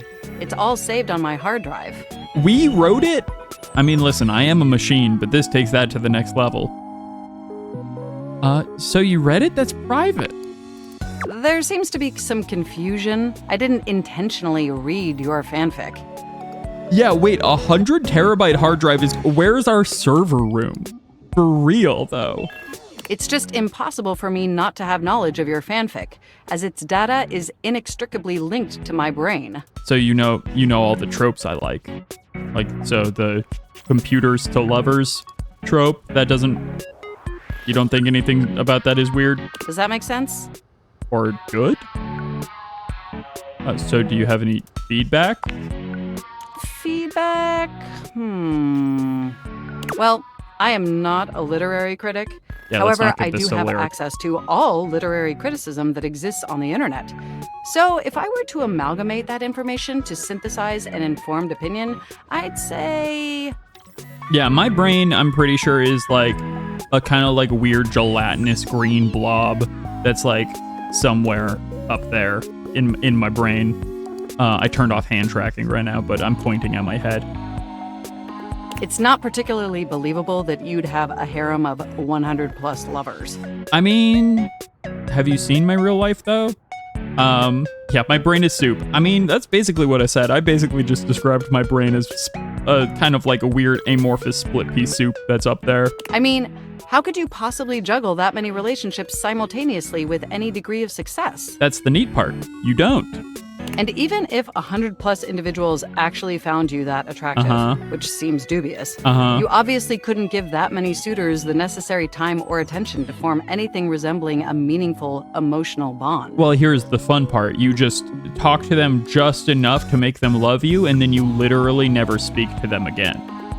That's kind of the trick. Yeah, that's fair. Absolutely. I haven't even had the opportunity to properly introduce myself. That's true. I don't know your name. Are we thinking PC? We're thinking, what's a PC name? Computer? Compella?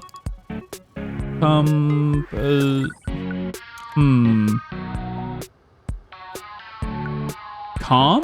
Well, the trash cam is Cam. I'm Mac. Your desktop computer. Oh, that's dumb. That's dumb. I love it. That's so dumb. Wait, okay. So here's a little story.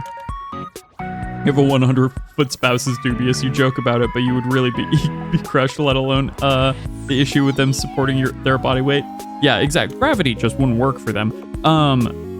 So, true story about me. In college, I had a MacBook that I was using for like my art classes and stuff. I was, animation programs and stuff are all like Mac compatible.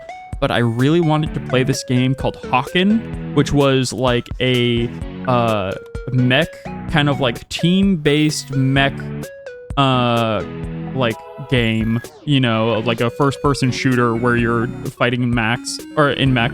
And yeah, Hawken was a great time. And I really wanted to play it. All my roommates were playing it. They were all 3D majors, which all needed to have PCs. I was the only one with a Mac. I have installed I have installed Boot Camp before into my Macs and had no problem.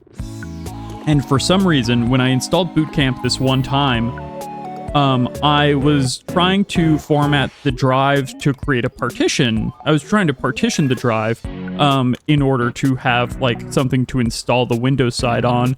And it asked me if I wanted to format the drive. And in my brain, I was thinking, it's asking me if I wanted to format the partition of the drive. That is not what it was asking. It was asking if I wanted to partition the whole, or to format the whole hard drive. And so I reformatted my entire drive, which if you know anything about computers, you know that means doing a complete wipe of your hard drive, including the system OS.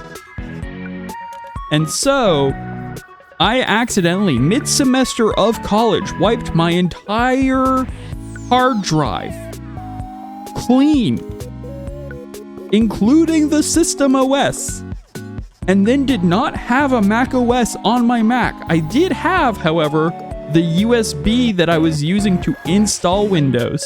So I finished the boot up with the USB installed, and then installed Windows onto this empty MacBook like shell essentially. and just had a MacBook that could only run Windows. And I had that for about 3 or 4 years.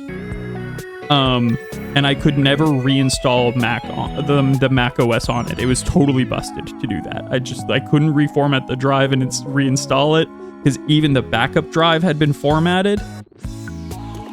It was yeah, removed the computer's brain and replaced it with a new one. That's exactly what happened. Luckily, I was not so tech illiterate that I had not backed up everything important homework-wise from my hard drive. I had all of that still. Thank God. So I didn't actually lose any classwork. But I then did have to spend the rest of the day, instead of playing Hawken, I was then reinstalling every bit of software that I was going to need for my classes for the next day, using the using a PC license for it. That was a bit of a to-do. So, I've booted up before, but never like this. Having a Mac that's actually a PC is something I'm actually very familiar with. I mean, we've obviously met before. More than met. You interface with me on average for 11.4 hours every day, after all. Yeah, the Mac is very cute.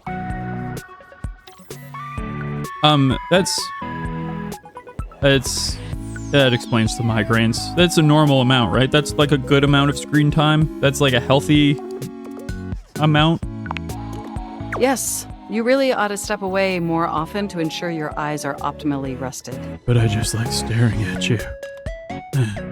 Even though I would miss you terribly in your absence. Aww. Wait, Mac, you're so sweet. There's no one I'd rather have interfacing with my operating system for 11.4 hours daily.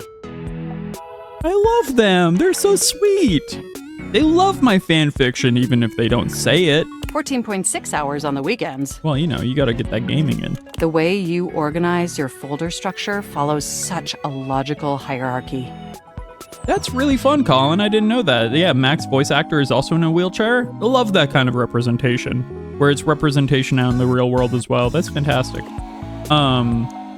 You know what, Mac? That is genuinely such a nice compliment, because Friday genuinely keeps really organized system file structures on my computer.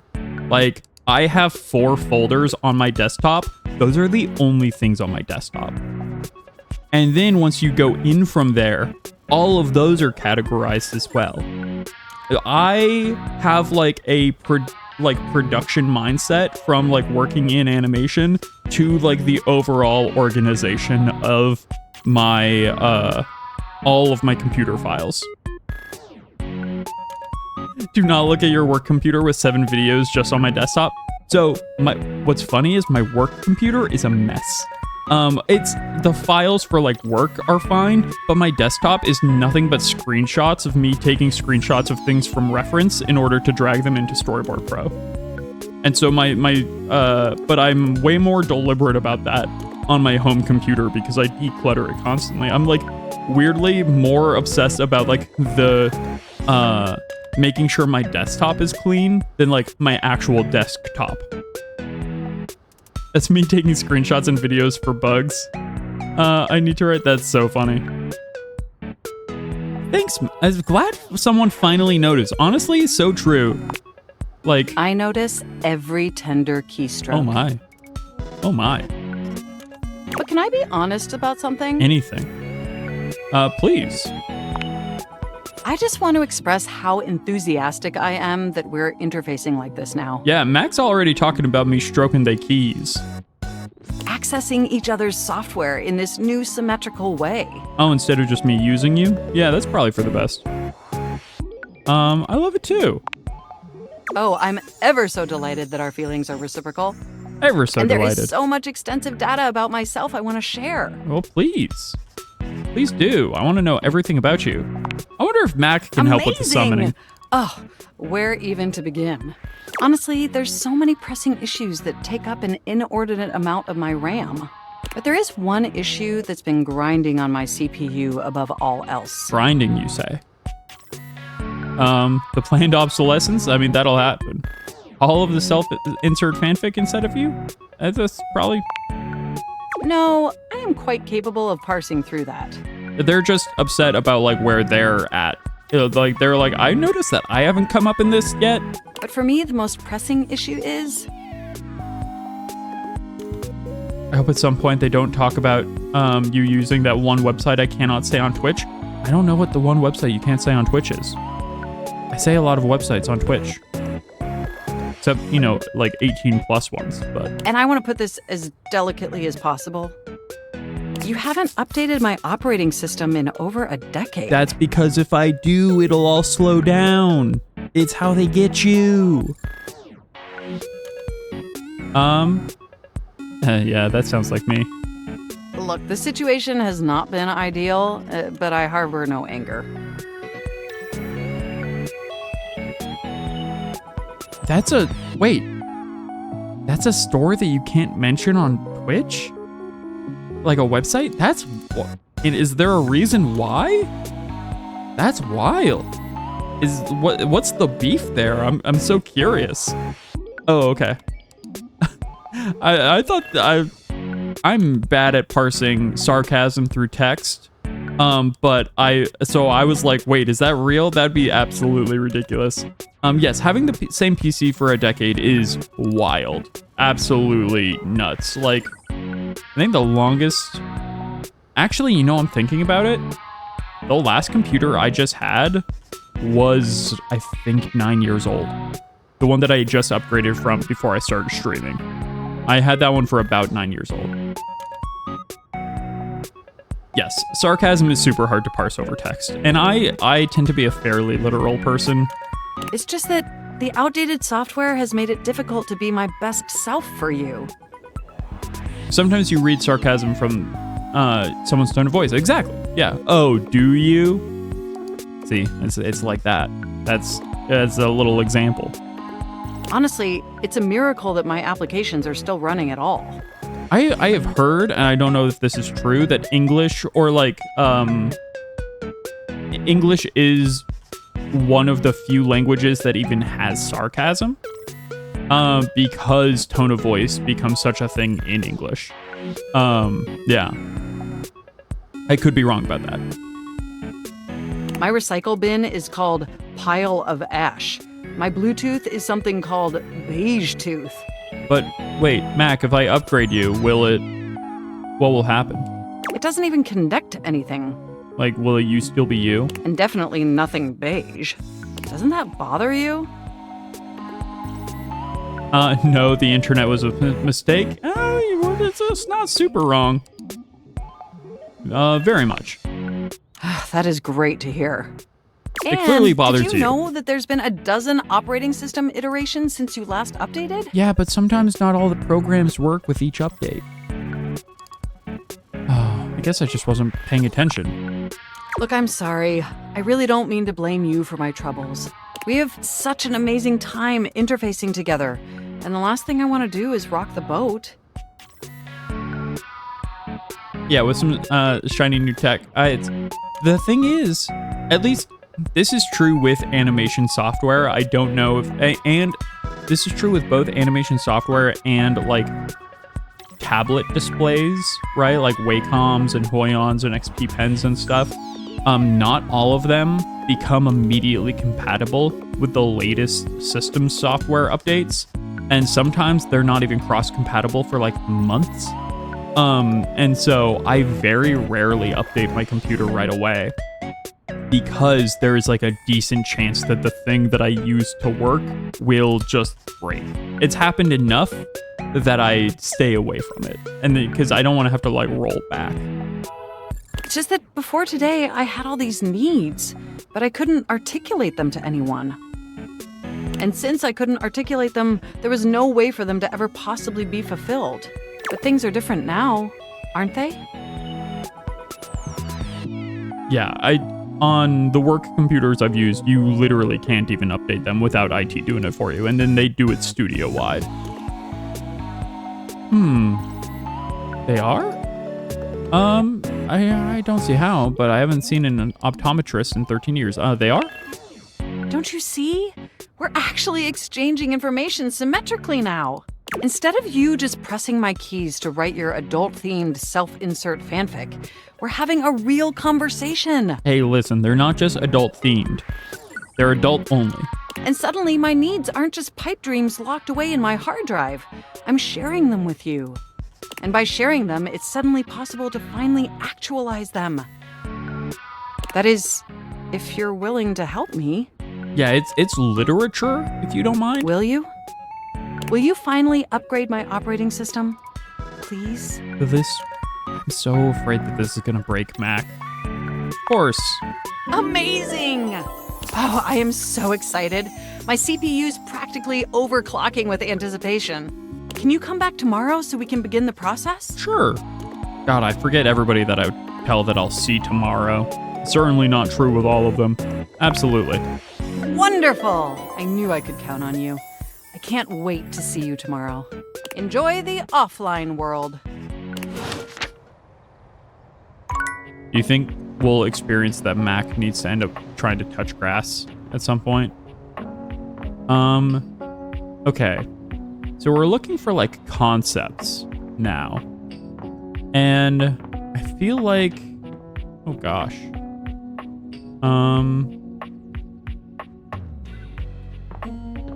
If I were a concept, where would I be? The shadow wasn't one, apparently. I was looking at light rays. I was trying to see if they were coming through, but I was just getting the window. I haven't met light.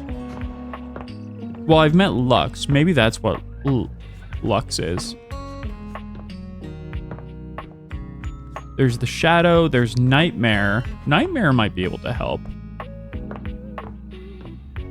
If anyone has ideas of like raw concepts, Haunted Doll would be excellent. I was gonna say a ghost, but we already know one, and that's literally who we're trying to help out. Do we think electricity might, like, could Volt and Eddie help us here? I wonder. Let's just check in with the boys. Livewire! You look electrifying as usual. Because, like, whenever you have a seance, the light always flickers, and I assume that's just kind of for tone and mood, and so, like, maybe we'll be able to... they can help me, like, just set the mood by flickering the lights when we're trying to summon her. Do we have the pleasure of your company for another visit? Blink twice if you want me to throw you out so you don't have to sit through another bad act. I'd love that. May I send over your usual? On the house, of course. I love that they act like a whiskey sour is like the most exotic drink in the world. Of course, Eddie. My pleasure. A hush falls over the crowd. This performance at last won't be a crooning shower. I mean, listen, I love Johnny. We have Amir and his amazing shard-throwing act. Ooh, the mirror. Thank you. It is my pleasure to entertain all you fine things tonight with my incredible and impressive skills. I mean, the computer wires gives it a little natural zing. Now, in order to properly demonstrate, I will of course be needing a lovely volunteer from the audience. Let's see. Who should I... Ah, yes, of course. How about you? Looking around, the place is entirely empty except for me. Me? Do not be silly, Azizam. You will make a fine target. Now get up here. You are embarrassing me. I do love that after you do the Volt and Eddie thing, they still have more shows and stuff for this. This is fun. What's the worst that could happen? How about the Who round needs of both applause of their for our eyes? volunteer? Don't Losing they look one lovely? would be mostly fine. You lose a little perspective on the situation, but... Before we get started, Azizam, could you please inspect my sharps for any faults or trickery? Please, show the audience what you find. Oh, I hate that they're as sharp as they are. Looks like they're, real and sharp. Of course! This is not a smoke and mirrors show. Right, is smoke actually a thing? It is funny because I am, you know what? Never mind. There is no accounting for taste. These are cool looking knives. They look like they're made of like stained glass. Very sick. Azizam, you may take your position over here in front of the curtain. A little more to the right. No, my right. Here, I will fix. There, perfect. I thought he was going to whisper something to me about like, don't worry, this is all fake. But he did not. You're not going to hit me, right? Promise me you're not going to hit me. Or, so how many times have you done this exactly? You know, just curious or completely. Kind of. I mean, yeah. I mean, mostly. So how many times are you going to do this? Or have you done this exactly? You know, just curious. Do not worry, Azizam. I have very good aim. You will not be harmed. You did not answer my question, Amir. Do you trust me? All you must do is stand perfectly still without breathing or moving a single hair on your beautiful head. Very simple. Now, to the show. Watch closely and be amazed by my perfect aim. 1, 2, 3, 4. Wait, what? Normally they do it on 3. Now 5 and 6 together. What? Is it over? Am I alive? Ah, thank you, thank you. You are right to clap. I am very impressive, yes. Well done, Azizam. Oh, that was incredible, or that was actually kind of hot. That was incredible. It was not knife stuff. Now take your bow with me. The audience loves us. Oh my god, do I need a knife emote? Is that what I'm learning, Pangolin? Looking at all those good knife emotes, I'm like, I should probably get a knife. Someone let the robot have a knife, you cowards. Is art a concept? Can art help us summon? Welcome back, co-curator. Let's return to our gallery design, shall we? You've got to see this one. Much less serious than the others. The crowd gets a knife. Why not the humanoid robot? Absolutely. You know, I can have a knight. I think it'll work. I mean, just look at this adorable little thing. You know, maybe I could even like detach my hand and turn that into a knife. You know, I've never tried attachable and reattachable prosthetics for my hands, but you know, maybe go a little Barrett Wallace with it. I'm sure some might call it kitsch, but to me, it is perfectly quaint. That little house, that little brook, that little rainbow. So this looks kind of like a painting I would have done in high school. It shows you a picture of Dick Butt. Just a crudely drawn meme. That would honestly be so funny. Just something that somebody made in like TKO. I might just look up who you need to take on the seance. I'm totally okay with that, honestly, Coach Carter. Because I probably won't even get to it today. Unfortunately, I gotta go at like 9:30, 9:30, 10ish, in between there. So I might not even be able to reach it tonight. But yeah, if you can tell me who I need to bring, we'll set it up. I read a wonderful story once about a young couple who escaped their city to stay for a weekend in a cabin just like this. That's a vacation. People do that. Art. They liked it so much, they moved in and never went back. Shall we discuss it? For sure we shall. Lovely. Yeah, this one... What do you feel when you look at this? I'm not trying to diss it, but this one has not inspired me so far. You said kitsch. I totally agree. It's just so non-threatening. That was the goal of kitsch. To be broadly palatable and easy to view. It's easy to view, yeah. The subject is immediately clear. There's no definitive point of view, no work required from the viewer. So, the point is to be... I guess the point is just to be, to exist, and be palatable.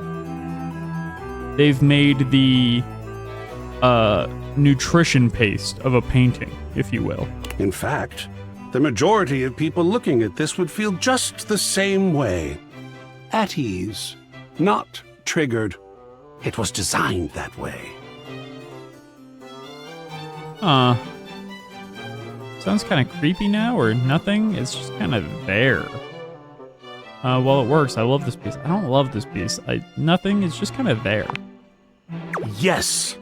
I believe that to have been the intention of the piece. Literally, a painting should just like exist to disappear as you use it. It is not meant to disrupt or disturb or unsettle in any way. Merely to exist and impart good feelings when someone chooses to see it in that way. So I worked in high school. I worked as a maintenance guy at a retirement home. The retirement home was absolutely filled with the background character 4 of artwork. Exactly. The retirement home that I worked at doing maintenance in was absolutely filled with paintings like this of like the most banal like landscapes that you've ever seen. Where it's just like, you're like, yeah, I guess it's pretty. I feel literally nothing That looking being at said, it. I also believe in an efficient use of space. There is always room for feeling, but I personally have very little room for ambivalence. Agreed. Of course, it is entirely up to you. I am here merely to assist, educate, render opinions. And again, not to slam it. Like I said, this reminds me of like a painting that I probably would have done in like high school or college. Oh, like early college. And be excited, of course. Is this one you'd like to display?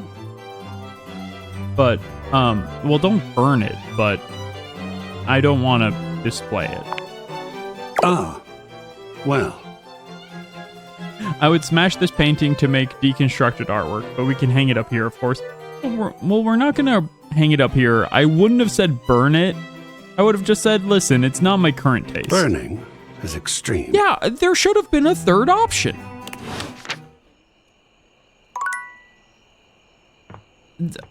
I would have preferred it wasn't either I love it or burn it. You know, there's room for nuance and subtlety between those two things, if you ask me. But no one does.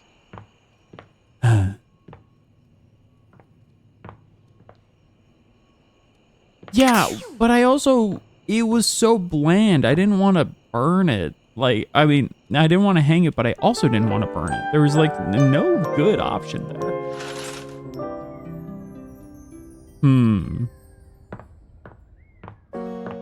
Let's see. Let's talk to memories.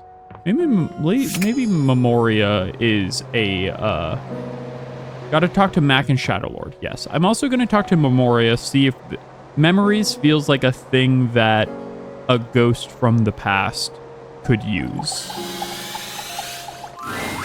I annoy because I care, you chiseled rubbish heap. What? Yes, just in a second, Coach Carter. So, what a pleasure to see you again, my love. Wait, who were you talking? Were you just talking to Cam? There are no more memories to go through right now. But we can make some new ones if you'd like. Lady Memoria, how about a little kiss? Little? Oh, hell with it. A great big kiss. Hell yeah. Oh, you lovely risk taker. Hang on to your hat. I'm not wearing one, so no problem. Memoria gives you a kiss that is sure to land in your own romantic hall of fame. A true old-timer. That was it, but you know what? Worth it. Just so she's not one to help with Zoe. All right, Coach Carter. I'm still missing some. If you can tell me names or like concepts that I need to go chat with, let me know. I'm missing number 12, whoever that looks like a rolling chair. I'm missing 18, which looks like water. Dust.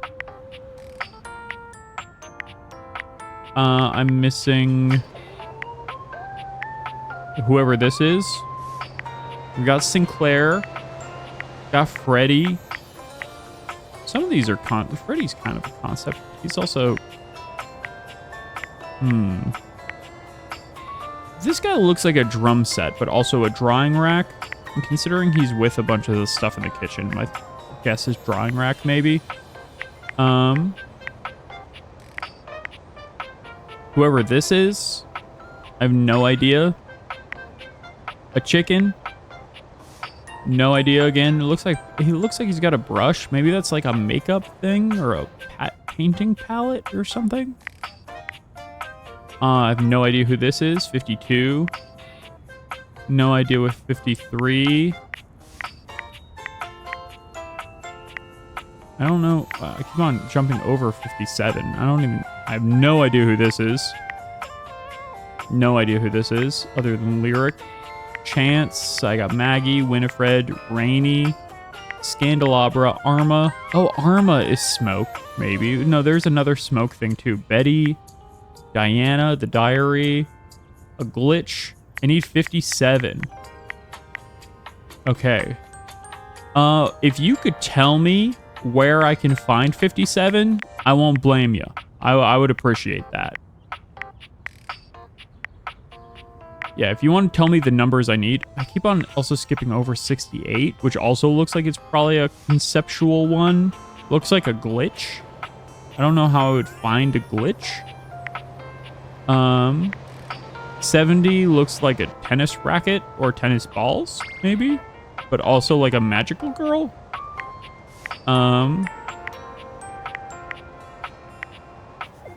75 and 76 look like a laundry of some kind. According to the Fantapedia, can be found on your phone by using the deviators on the Workspace app. I bet there's a bug you can find in the game or find to unlock them or something. Okay, wait. Use the deviators on the Workspace app. I haven't even thought about going into the Workspace app ever since I started the game, essentially. I didn't even realize you're so good. How do I go into the Workspace app? Oh, wait. In, my phone? Yes. Okay. Thank you. I never would have found this. A tall, statuesque corporate type with striking hair and cheekbones is staring at you, hands on her hips. This is why it's great. Reggie and Nightmare. Okay. Okay, great. I don't know. I'll have to reach hate with someone in order to meet Reggie. So that's going to be tricky. Something about her makes you instinctively crave her approval. And the way she's looking at you just now makes you doubtful whether or not you'll get it. Oh, she's a boss-ass bitch. Come to rub it in? Huh? Rub what in? What? This was gonna be my big chance to prove myself. This was gonna be the job that changed everything. And then Valdivian decides that AI is the wave of the future. And why do we need anyone working these jobs at all? Just have to meet them and then they can be recruited automatically. Great. Oh, I don't even need to actually talk to them? I can just, chat with Zoe again? And you, large brain genius that you are, train my replacement. Well, I lost my job too. Am I supposed to feel sorry for you, traitor? Because I don't. What? Are you Valdivian? I see the V now on the chest. Well, whatever. We're both in the same boat now. Who are you? Are you David Most? Valdivian has no use for either of us. And you got me into this mess? This is not So David. You're gonna be here to get me out of it. I didn't... Time's wasting. Let's start over, shall we? Yeah. Icebreaker. Your name and a fun fact. My name's Friday and I can date everything in my house. Name's Wilhelmina Work. Friends call me Willie. We work. Hello. It's we work. We work is a dateable. You and I aren't friends, but in the spirit of team building, you can call me Willie. As for my fun fact, I speak 6 languages and am fluent in 4. Wait. 10 total or 6 total and you're... Okay, it's fine. What languages are those? What? So you can tell your little AI pal how exactly to replace me? You can be married to work. That's such a great point, Pangolin. And immediately I'm getting harangued by work and want to approve Nice it. try. So, real... I wasn't... Moving on. Ooh. Okay, well, I found one that's gonna go onto the hate list. Introduce yourself similarly. Sure, why not? You I don't give a introduce shit. yourself to Willy, but when it comes time for your fun fact, you hesitate for a moment. What to choose? Climbed Mount Everest with nothing but my bare hands and a dream. I hold the world record for Candy Crush, level 34A. I once earned a pizza party for my first grade class by reading 100 books in a year. Real fun fact that is true about me. When I was, I want to say 14, I beat the Oregon State champion at Pokemon, the video game, who was like over 30 in a Pokemon game. And they had said that they hadn't been beaten in like a year. And I was the Pokemon like champion of Oregon for a brief moment there. True. I have not kept up with the game, but I was pretty good in my competitive days. That was the Diamond, Pearl, and Platinum era. I once earned a pizza party for my first grade by reading 100 books in a year. I hold the world record for Candy Crush. I guess that's a fun fact, though the word fun is doing a lot of heavy lifting there. Well, the game is fun, so you know. Yeah, I had the true Pokemon protagonist experience. Yeah. Well, that's done now. Let's see what else is on the agenda for today. No joke, he was wearing a Team Rocket shirt when I beat him, too. Willy pulls her phone out, scanning through some unseen document. She frowns, her pretty features twisting into an annoyed grimace. Yeah, I was a better Ash Ketchum than Ash Ketchum. Yeah, I then did refight that guy like 2 years later, and got my butt absolutely handed to me. But in that second time, we were playing doubles, which was not my preferred format. I was very much a 6v6, like singles kind of guy. Guess we're on to scope now. Scope? Scope. Like the mouthwash? Wherein we'll decide the scale, parameters, and ambition of this project. Project? Good practice to ask when you don't know what something means. Here's the deal. I had a job. You cost me that job. Were you? I think you were the job. I am your job, so you don't have a job either. Oh, okay, yeah. Tables turning, etc., etc. So you and I are going to meet every day until we figure out where I'm landing next. Oh gosh, I think we're probably just going to talk one more time and that'll be it. Since this is your fault and you have nothing better to do, you owe it to me to be here for this. Yeah, she is the embodiment of my job, 100%. Yeah, I was like, well, I think you are I couldn't tell if she was the job or the app for a moment there. What the hell do you need me for? I didn't know I was doing it. And that's true. I appreciate the opportunity to make this right. I didn't know I was doing it. When has that excuse ever worked? You did it. We're out of a job. Now you have to deal with this. It says a lot about you that you would romance her. It does say a lot, Pangolin. That says a lot. I've got some interviews lined up with some places around the house. What? Are places hiring around the house? First one's with Hanks Limited. And no, don't sign up with the Hanks. Yeah, they don't cover workers' comp, and you constantly get injured on the job. Hanks LTD, like the Hanger Hanks? The very same. Meeting adjourned. That was it. Okay. Gosh. Okay, we've met. And now, I guess while we're here, is the keyboard also Mac? I wonder. Yeah, Willy would probably get the Hanks actual insurance. Yeah, absolutely. Would get them finally covered for like all the different things they do. You're back! Well, at least back interfacing with my operating system in this innovative symmetrical capacity. Mac absolutely loves the word symmetrical, I've noticed. We obviously spent hours already today interfacing in the more traditional sense. I mean, yeah, I guess I was just talking to an app on my phone, actually.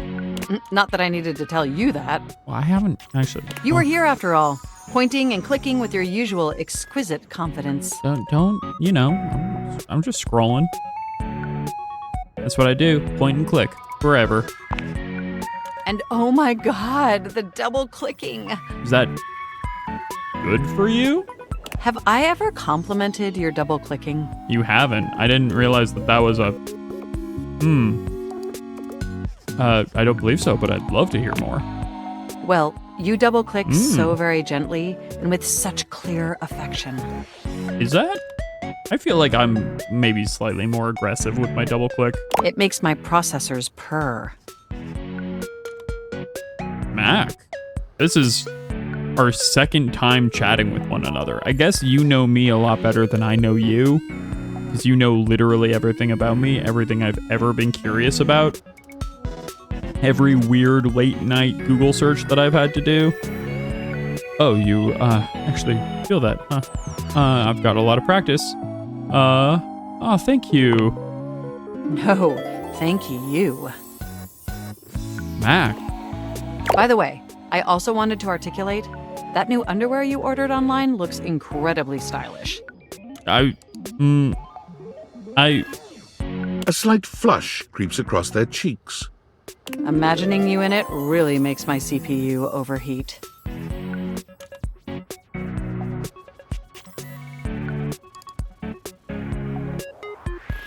So Pangolin, this is the exact kind of line that you should be using on your date tomorrow, because obviously this is working.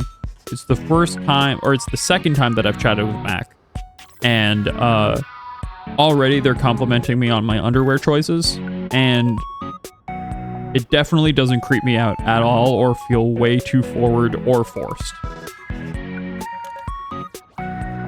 Yeah, follow these words exactly and you'll nail it. 100%. This is a 2025's version of Mysteries the Game, if you will, is be as forward as possible and treat everyone like they were objects in your house.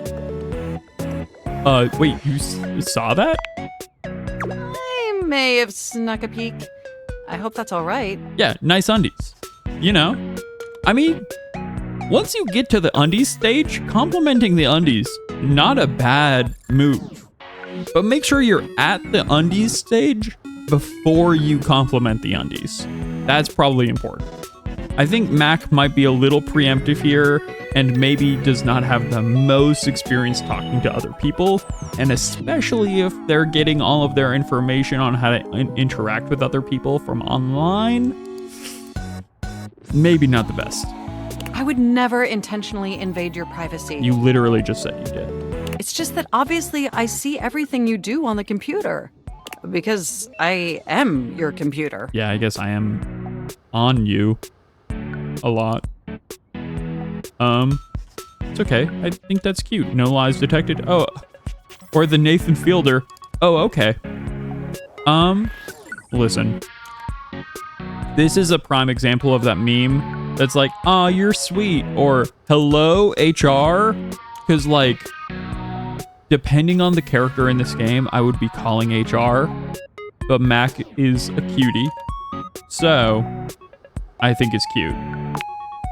Knowing that makes my arithmetic logic unit flutter. Yeah, I do love the spin on the very logical person archetype. Yeah, the extremely direct, including being extremely direct with the flirtation, is honestly, it's kind of fun. I feel like you don't really see that version of like anyone who's ever presented on the spectrum in media. But having it just be like, oh, they're very forward and blunt to the point where they're also just being like, I think you're hot. I think that underwear you ordered was nice.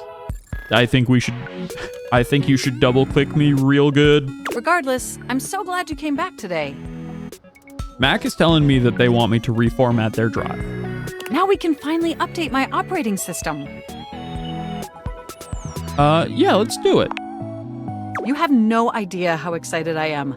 I could barely even sleep last night. Is that why the screen kept on lighting back up even after I put you to sleep? Does that happen to anyone else? I'm curious. I just bumped my mic. Does this happen to anyone else's computers? This has happened to my last computer and this one, where I will put it to sleep. Nothing will happen. I won't touch. I will be like on the couch away from the computer. and then suddenly the computer lights up all my gamer LEDs that I got it loaded with. Like, come on, and then all of a sudden the monitor and the lock screen pop up, and the computer's like, I'm awake now. Even though I've been on the other side of the room. And I know what you're thinking, but no, I don't mean sleeping, like when you put the computer to sleep. Oh, well, okay, that ruins everything I literally just said. Happens to you all the time? Okay, I'm glad that it's not just my computer that's haunted. Or even when the computer is shut down. That's gotta be ghosts, right? We computers actually have a third secret type of sleeping that no humans know about. Third secret sleep. Or I guess they didn't until I just told you. Don't worry, I won't tell anyone. I literally am locked inside my house. Yeah, ghost in the machine. This is ghost in the shell, actually. You won't tell anyone else, will you? I'll never betray your trust. Your secret's safe with me. I'll try, but I'm a terrible gossip. That last one might be true, but I'd never betray your trust. As long as you also keep all my passwords safe. I knew I could count on you. Yeah, that computers have an extremely tightly knit social circle, you know. And word spreads at literal hundreds of megabytes per second. Oh, it depends on your up speed. Mine's actually not that good. I've got like 15 megabytes up, which is enough to stream, but it's not great. I guess that's the price you pay for being perpetually connected to the internet. You will never get Friday in 4K at my current upload speeds. Let's just say that. Look up terminology online in the dictionary and you'll find a picture of me. I mean, I think it's terminally online. Lucky for you, your modern is painfully outdated. I think it's terminally online. Yes, I am quite aware. Oh. That's also something we should discuss upgrading at some point. Hey, let's not go crazy, Tiger. We're gonna upgrade your ability to say terminally? The point is, I'm finally ready to begin the updating process. With your help, obviously. I can't just do it myself. Maybe it's that their autocorrect is just slightly off. Unfortunately, we computers aren't completely self-aware. Is it unfortunate? I've seen Terminator and T2. Won't unless it's Gold's dating advice. I'm glad everybody's getting some good details. I'm learning also, the thing that I'm learning from chat is what emotes I need. I need some taking notes emotes, and I need a knife emote. 2 popular emotes I'm seeing pop up. Are you ready? Absolutely. First things first, we'll have to download the update from the website. So just open up my browser and go to valdivian.com. Oh, I don't know if we should be going to valdivian.com. You follow Mac's direction to the letter, typing and clicking just as they instruct you. Let's see how it goes with Mac's update, and then we'll see if we... That feels nice. We'll see if we connect Dishy to online. Now click on the Operating System Update tab. You'll want to find the newest version, Trenton. All Valdivian OS iterations are named after the most scenic cities of New Jersey. What are you currently on, like Weehawken?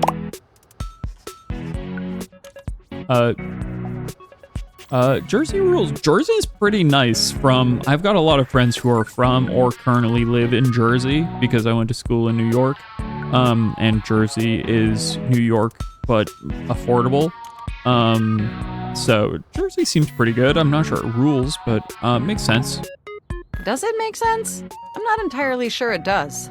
Anyway, now just double-click the download icon and... Mac pauses, a slight shudder running through them. Oh no, did I click the wrong download icon again? Ooh. Was it not the big green one? It was the small blue one? Oh! What happened? They look away from you, blushing profusely. I'm so sorry. I didn't mean to make those noises. That's okay.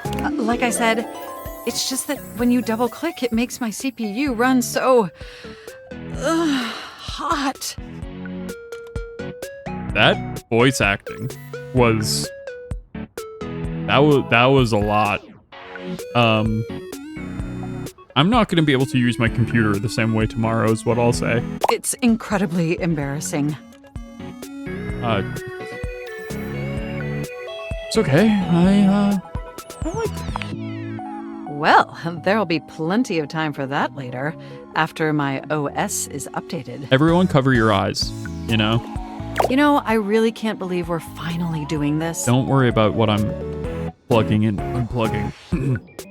I've dreamt about this day for such a long time, and now that it's here, I can barely contain myself. Are you as excited as I am? Absolutely. But why is that again? Upgrading my operating system from Newark to Trenton isn't just some minor superficial tweaks. Oh, it's not. Well, it sounds like we might be tweaking Mac a little bit later. What? Right after this 3-minute break. All right. I wonder what's sort of Newark to Trenton. I mean, wait. If we're talking about scenic Jersey cities, one of the few Jersey cities I've been to is Newark. It's not scenic. It's a real bunch of nothing. It's going to completely transform every aspect of me. Wait, what? My CPU is going to run so much smoother and so much faster. Well, I don't want you. I like who you are. And my new user interface is going to be so sleek and gorgeous and youthful. You're not old. I love your tattoos, actually. Wait, have we seen... I don't know if I've ever noticed Mac's tattoos, but the binary sleeve is great, especially for seemingly a non-binary character. That's very fun. It's going to be a transformation that Beverly Hills' greatest plastic surgeons only wish they could achieve. I don't know that that's Does that pique your interest? Lay off the plastic surgeons. They're decent folk. Very cool. Wow, I can't wait. I mean, yeah, the circuit board on their other arm is really fun too. I can't wait, but I like who you are, so you don't need to change. That's the thing, you don't need that. You don't need an upgrade. But back to the task at hand. Okay, now that we've downloaded the software, we'll have to install it. So if you just... Oh, shoot! What's wrong? I'm afraid it's an odious impediment. Oh. The software update takes up an inordinate amount of space on my hard drive. Terabytes more space than is currently available. Terabyte? No one who was writing this game knew how big a terabyte is. No. Yeah, definitely run a virus check too if it's a terabyte. No one in this game knew how big a terabyte is. That's crazy talk. The only way out of this predicament is for you to somehow delete a massive amount of data. You're telling me I have to get rid of my fanfiction? For you, absolutely anything. And after analyzing every byte on my hard drive, it appears the only superfluous data is... Listen, yeah, they definitely mean a gigabyte. Definitely mean a gigabyte. I can get an external hard drive to put all of my fanfic onto. Your fanfic. I'm afraid you'll have to delete a substantial portion of it to install the update. Oh no, what an unforeseeable twist. I understand your trepidation, but just think of what you'll be gaining. Is Mac jealous of the fanfic? Just imagine how smart and clever and gorgeous I'll be once I'm fully updated. Mac, you already seem smart and clever and gorgeous. But Faulty Friday and the intergalactic era of the multiverse is a classic in the making. It's true. It's the American novel. You know, the great American novel is the Friday in the intergalactic harem of the multiverse and mostly talking to the ghost in his attic. If you thought I was sexy running Newark, me running Trenton is gonna blow your mind. So what do you say? Can we delete those files? Can I back you up? For you, Mac, of course. Listen. I will, but mark my words, if this upgrade is a letdown, you and I are enemies, I would not say that to Mac. I do think that this will be... Just let me back up my work. Let me put it in cloud storage. Your selflessness only makes my affection cache for you increase exponentially. Wi-Fi has got to be an option and a dateable in this game, right? Best, and you are not going to regret this. Phew. Now there's enough available space on the hard drive. We can finally install the update! You have no idea how excited I am. Here I mean, we I'm go. actually not because Mac is already great, but Installing! I'm so excited this is finally happening! I just want to make them happy. The next time we interface, I'm gonna be an entirely new computer. And more importantly, I'm finally going to be good enough for you. Mac, no, you're... Oh, I better calm down. If I get too excited, my CPU will overheat again.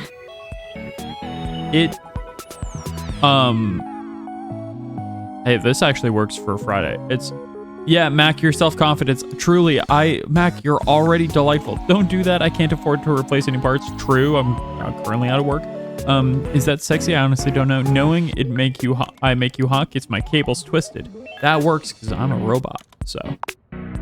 You really were programmed to be a shameless flirt, weren't you? They didn't give me these eyes for nothing, baby. Let's finish that upgrade of yours and find out. Okay, it looks like the installation is going to take overnight to complete. But will you meet me back here tomorrow? I want you to be the first person to interface with the new, sexy, upgraded me. I think Mac's gonna be totally busted. I think everything that I've talked about like the software and like the planned obsolescence, like being incompatible and like glitched out is going to be exactly Mac. Wouldn't miss it. My processors are positively buzzing with excitement. And some other unexplained noises that honestly seem mildly concerning. Looking forward to interfacing with you tomorrow. There's no way that ends well, right? All this level of like self-deprecation and stuff. Okay, let's see. We've got 2 more to chat with, and then I'll probably call it for the day. And then tomorrow or next week we'll get going further in Mac stuff. What were the other 2 that I needed to? Let me check real quick. The other 2, the audio is going to cut out for just a moment. Who were the other 2 that I needed to chat with? And one of them was Nightmare. Reggie. I need to get rejected. How do I do that?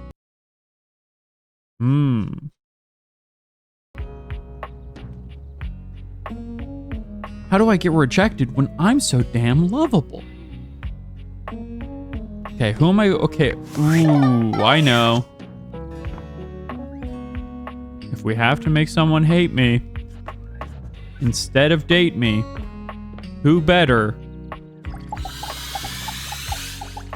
than Lux? Oh, look! The NPC is back again. Oh my god. Does enemy count if you can, like, destroy them? NPC? Can I? Non-premium chandelier. It's a term I learned from the Scandelabra. Isn't he the best? Lux is genuinely, though, they wrote such a good, terrible character. I'll just ignore all of that. Usually for the best. Anyway, why are you here? So I wanted to hate you more. I forgot what a waste of space you were. Bye. Wait. What? Hell yeah, we did it. Oh my god, you just be slightly mean to them back and Lux hates you. That's fantastic. I honestly love that. Sorry, that was pretty fast. Didn't have time to prepare quick. Not too shabby. You know, I'm not one for friendship much, but I think it's time we scooch up our relationship a half notch so I can throw you a bone in the form of specs points. Oh no, Pangolin. Pangolin, seek help if you like Lux. If you like how mean Lux is, I like how mean Angela, the triangle, is. But if you like how mean Lux is, that's next level mean. That's straight up toxic. We compadres now, you hear? Hey! Friends with Reggie. Till the end. I'll take it. There is no fixing Lux. Lux is deeply broken. If Volt and Eddie can't fix Lux by fixing the wiring, Lux is just broken. Needs a dimmer switch, if you ask me. To chill out, tone it down a little. Sounds good to me. Hope I can get you to hate me too. Is so funny. Oh, I can't wait. But look, I really do see potential in you. Maybe this time I can teach you my ways. Doing what? The art of pain, my dear. Rejection to its fullest potential. Yeah, it does seem like the really mean comments are ways to fast track getting someone to hate you, for sure. If you wanted to like do a Reggie speed run, that'd be the way to do it, I think. I guess it's intriguing. We can kindle your flame of interest into a mighty fire soon enough. Hey kid, you want to learn how to be toxic? You want to learn how to be an Getting absolute... a hate ending with these chumps around here is real easy if you ask I mean, me. it does seem like it's real easy. Plus, you get the same amount of points. Reggie's like, hey, what if... Reggie has a way of like seeing the game mechanics, which is interesting. You do have a point there. You know it. You'll be done with this little date theater experiment in no time. Keep hating. Wait, I needed to recruit you. Okay, so maybe I do just need to chat. Now that I've just made them, or met them, I don't actually need to recruit them like by talking with them. I can just chat with Zoe. So here, let's talk with Prissy real quick, and then we'll chat with Zoe and maybe call it there. There's something different about Prissy today. She almost seems alive, which is a strange thing to say about a plastic plant. Did something work? Well, look who it is! Prissy, did it work? My genuine, honest tobacco hero. What'd you call me? Oh my god, what happened? You did it! We did it! You're real? I don't know exactly how it happened, if it was one of the things we did or all of them together. Or maybe it was just the magic of having someone who believed in me and showed up for me. It was that one. That was definitely the one. I am real and I'm everywhere. Oh, Prissy's been smoking that grass. She's been smoking that real grass. You know what I'm talking about? Everywhere? Everywhere. I think we can agree that even if there's some sciencey mumbo jumbo at work, that there's absolutely magic. Well, plastic is everywhere and in everything. I just cannot ever thank you enough. You made my dream come true. She is the grass now. You're right, Pangolin. I'd say I could die of happiness if I wasn't so gosh darn alive. Well, I mean, wait, both grass and plastic are everywhere. So I'm so happy for you. You look so beautiful. I did have my doubts, but I'd help you any day. I love you. You love me? Did I say that? I love you too. Wow.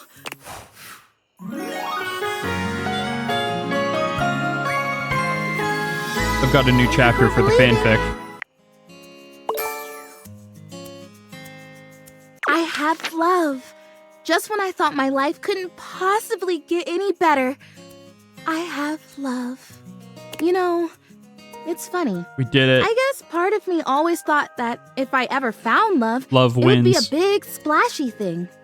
I mean, obviously in my fantasies before, I was a real plant, but there was always something else that made it really special.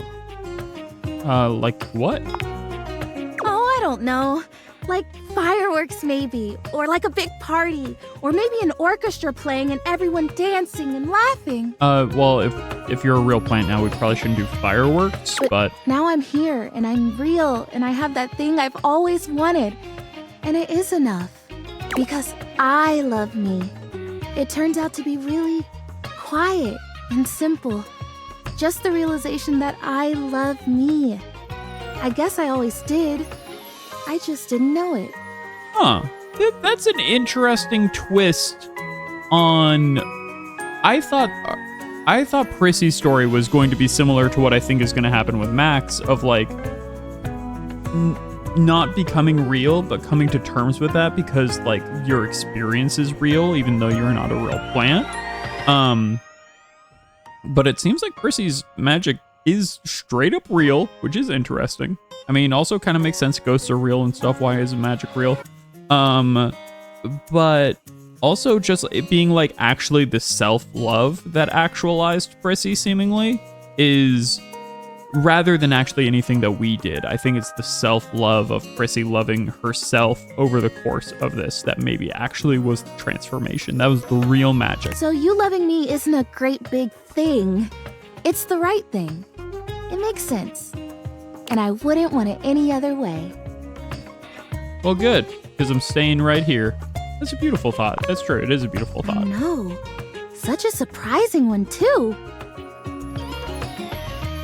Yeah, it is like imposter syndrome, but once she didn't love herself for being plastic, like she didn't love herself for being plastic, but once she loved herself, she overcame it. Yeah, I mean, that seems to be like what it is. It does kind of feel like we maybe missed one step in there though, where she we missed like the darkest moment of her story, I feel like, where there should have been one more meeting with her where she was really down in the dumps because nothing works, and then she comes to terms with it and is just like, well, even just being me, even just being alive, that's enough for me. And then the next time, she's real. If we really wanted like a proper arc, I feel like dipping a little lower down before swinging back up of this like being real, because like it is curious here why it didn't happen. To want something for so long why and then get it, things only actually to work. realize that it's totally wonderful, and you didn't really need it this whole time. Okay, she's talking about how actually she didn't really need it. Amazing. Thank you for that. You're very welcome, my love. My love? Ooh, that sounds nice. All right. Well, let's see. We've met 3 people. Let's see if we can help Zoe with the Gods and seance. spirits, I can feel it. Let's see how many you have. I have the Master of Shadows. Spooky. Shadow Lord. Yes. Great. Remember when you used to have nightmares? We have. Yes. Excellent. And I have, there's a way to find work itself. Oh boy, I don't miss that. Yes. And then I've gotten rejection himself right here. Oh, I think I've met him before. Usually around the Sadie Hawkins dance. That's the one where girls ask the guys, though, isn't it, Zoe?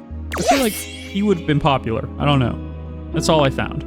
Okay, let's see if it's enough. You did it. You actually did it. The energy in this room is so amazing. I haven't felt this good in decades. Okay, so we actually did have enough right away. Your That's great. recruitment has paid off. The room is positively buzzing with vitality, even if you're the only technically living being present. Darkness, just Great. where I belong. Love that he's here first. The realm between the living and the dead. My favorite. I feel like Shadow Lord should be genuinely afraid of Nightmare. Purpose! I love purpose! Let's do something. Well, we get this ghost in here just so we can shut her down. Okay, Reggie, you need to calm Are there down. enough of us here? Let's go. You know what? Just kidding. I don't feel like it anymore. Oh no, lead on. I'm ready and roaring. Okay, so just tell everyone to focus on being here and being together and seeing the unseeable. Just have them repeat that to themselves, okay? Okay, be here and be together and see the You unseeable. nod at Zoe, relaying her instructions to the group. Everyone do that. Everyone in chat, be the B and see the C. Okay, everyone, just focus on being here, being together, and seeing the unseeable. Come on. We can do it. Come on. Send your spirit energy, Goku style. Repeat to yourself, I can see the unseeable. I can see the unseeable. B and C. I can see the unseeable. I can see the unseeable. I can see the unseeable. Okay, but Reggie do it without the attitude. Oh, there's my trademarked seance board whose name I choose not to say in this moment. I was wondering where that went to. What are you all up to in here? Should I get cotton candy? Is Ouija board trademarked? That doesn't make any sense. That is nonsensical. No. Money's here too. Money's a concept. Monique, you grumpy Gus. Why don't you come and play along with us? Just because you're money doesn't mean that you can't have some fun. After all, isn't capitalism kind of gamifying human life and suffering to begin with? Damn, they just made Brendan Lee Mulligan himself. What? Where should I sit?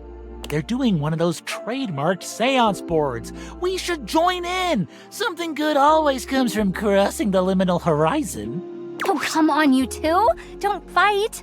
Not on seance We're getting a lot of homies up here. Ouija boards are branded by like Hasbro. That's crazy. I mean, I guess they're the Dungeons and Dragons and Magic the Gathering people, so I guess they like their little magic-y stuff. Seance Day. I suppose they'll make keepsakes for that, too. Okay, just... Lady Memoria, maybe don't talk to Zoe about how much we tongue. All the noise and foolishness is entirely lost on Zoe. She can't hear a word. She gives you a wild grin, her enthusiasm infectious. It's working. I can feel it. This is awesome! Keep him going! It's working, you guys. Zoe says she can feel it. Speaking of the trademarked ghost summoning game, we should surely copyright our mystic ventures here, don't you think? Yeah, we should call it something cool, like, I don't know, flirt everyone? Mystic Ventures! That's trademarkable! We could copyright that! It could be a worker placement game with a spooky spinner in the middle. We could get this out by the holiday season! I'll add it to the tracker. All right, well, you two are gonna go start an endeavor, and I guess I'm starting a Kickstarter then? Come, my children. Let not the prism of personality bounce us away from the pure light of purpose. I love that games and money are Nightmare's children. We have joined for alchemy, and gold we shall exhale. Come hell and all its ghostly companions. Zoe holds her arm out towards you. It's hard to put into words, but it has a different sort of weight than the rest of her. Holy guacamole. Can you see my arm? My arm feels really real right now, man. This is crazy. Can you see it? No way. Your companions start, surprised by the sudden appearance of a disembodied arm in their midst. Wait, what the hell is that? Is there just a floating arm in here all of a sudden? Yes, we're here to summon a ghost. I didn't invite you guys for this exact purpose. Calm, child. Mommy will protect you. Zoe, are you okay? I am so great. I am amazing. Keep it going. I think I can actually feel my backbone, and I love it. I mean, I knew I was brave, but now I can feel it. Yeah, no one's been able to see Zoe this whole time, which is why she wants to be real like this. I still don't get it. Why would anyone want to be anything but a ghost? Ghost life sounds like a paradise. I think it's great that our new friend wants to be our new friend. The fact that she's just a disembodied collection of body parts right now is... She's also a spirit and soul, Willie. Almost there. One more big push and I'll... She's like giving... I don't know, but it'll be something. She's giving birth to herself. Okay, folks, concentrate. See the unseeable. Got it. Gosh, I don't think I've worked this hard since I entered that tinsel hanging challenge. Prepare yourselves, little ones. I believe the mystic moment is upon us. With a sudden burst of light, Zoe's once translucent form becomes opaque. She waves furiously to everyone present. Hi. You guys, can you see me? Holy shit. A ghost! I see those all the time in my acid trips. You have to get psychedelic with it. Mushrooms are the future. Excuse me, Parker? Ooh, she's adorable. What I could do with that. Everyone is being absolutely wild and out right now. What? They can see me. You can see me. Is that what happened with Parker? Is that why? What? What? I'm real! You're real, Zoe? Oh my god, we did it! We have pierced the veil. Mushrooms being hard drugs is like, I feel like hard maybe implies something is made in a laboratory. Whether mushrooms are hard drugs or not, I feel like is a little tenuous. It exists in nature, but it's harder than weed, that's for sure. Isn't that wonderful? But it is, his psychedelic drug use is extreme. I've always said every single trademark seance board is real, and we have a devil at the factory who helps curse them. Oh my god. So now what? I choose now, right? Yes, oh sprite that was. A decision lies before you. Depart this muddy terrestrium for parts unknown. The blessings of your memories, your senses, yourself packed with you. Or stay. Stay with us. Stay with us and ride around the moon again and again until fire and dust consume us all. Holy shit, Lady Memoria, that was hot. That was the hottest thing you've said. Stay or go is the gist here. She does this. Monique, come on. Have a little bit of flair. Oh, I hope she stays. It's so nice to make new friends. And new enemies. It's up to you, Zoe. You get to choose. I'm staying. Are you kidding? I'm totally staying. Yeah, classic 80s song comes on. Should I stay or should I go now? This is the best day of my death. Oh my god, we did it. We completed the seance. Zoe still doesn't love me yet, but we'll get to that tomorrow. She doesn't, right? Go down to the bottom, please. How do I... Okay, no, there's just no good way to sort this, unfortunately, other than just skipping all the way down.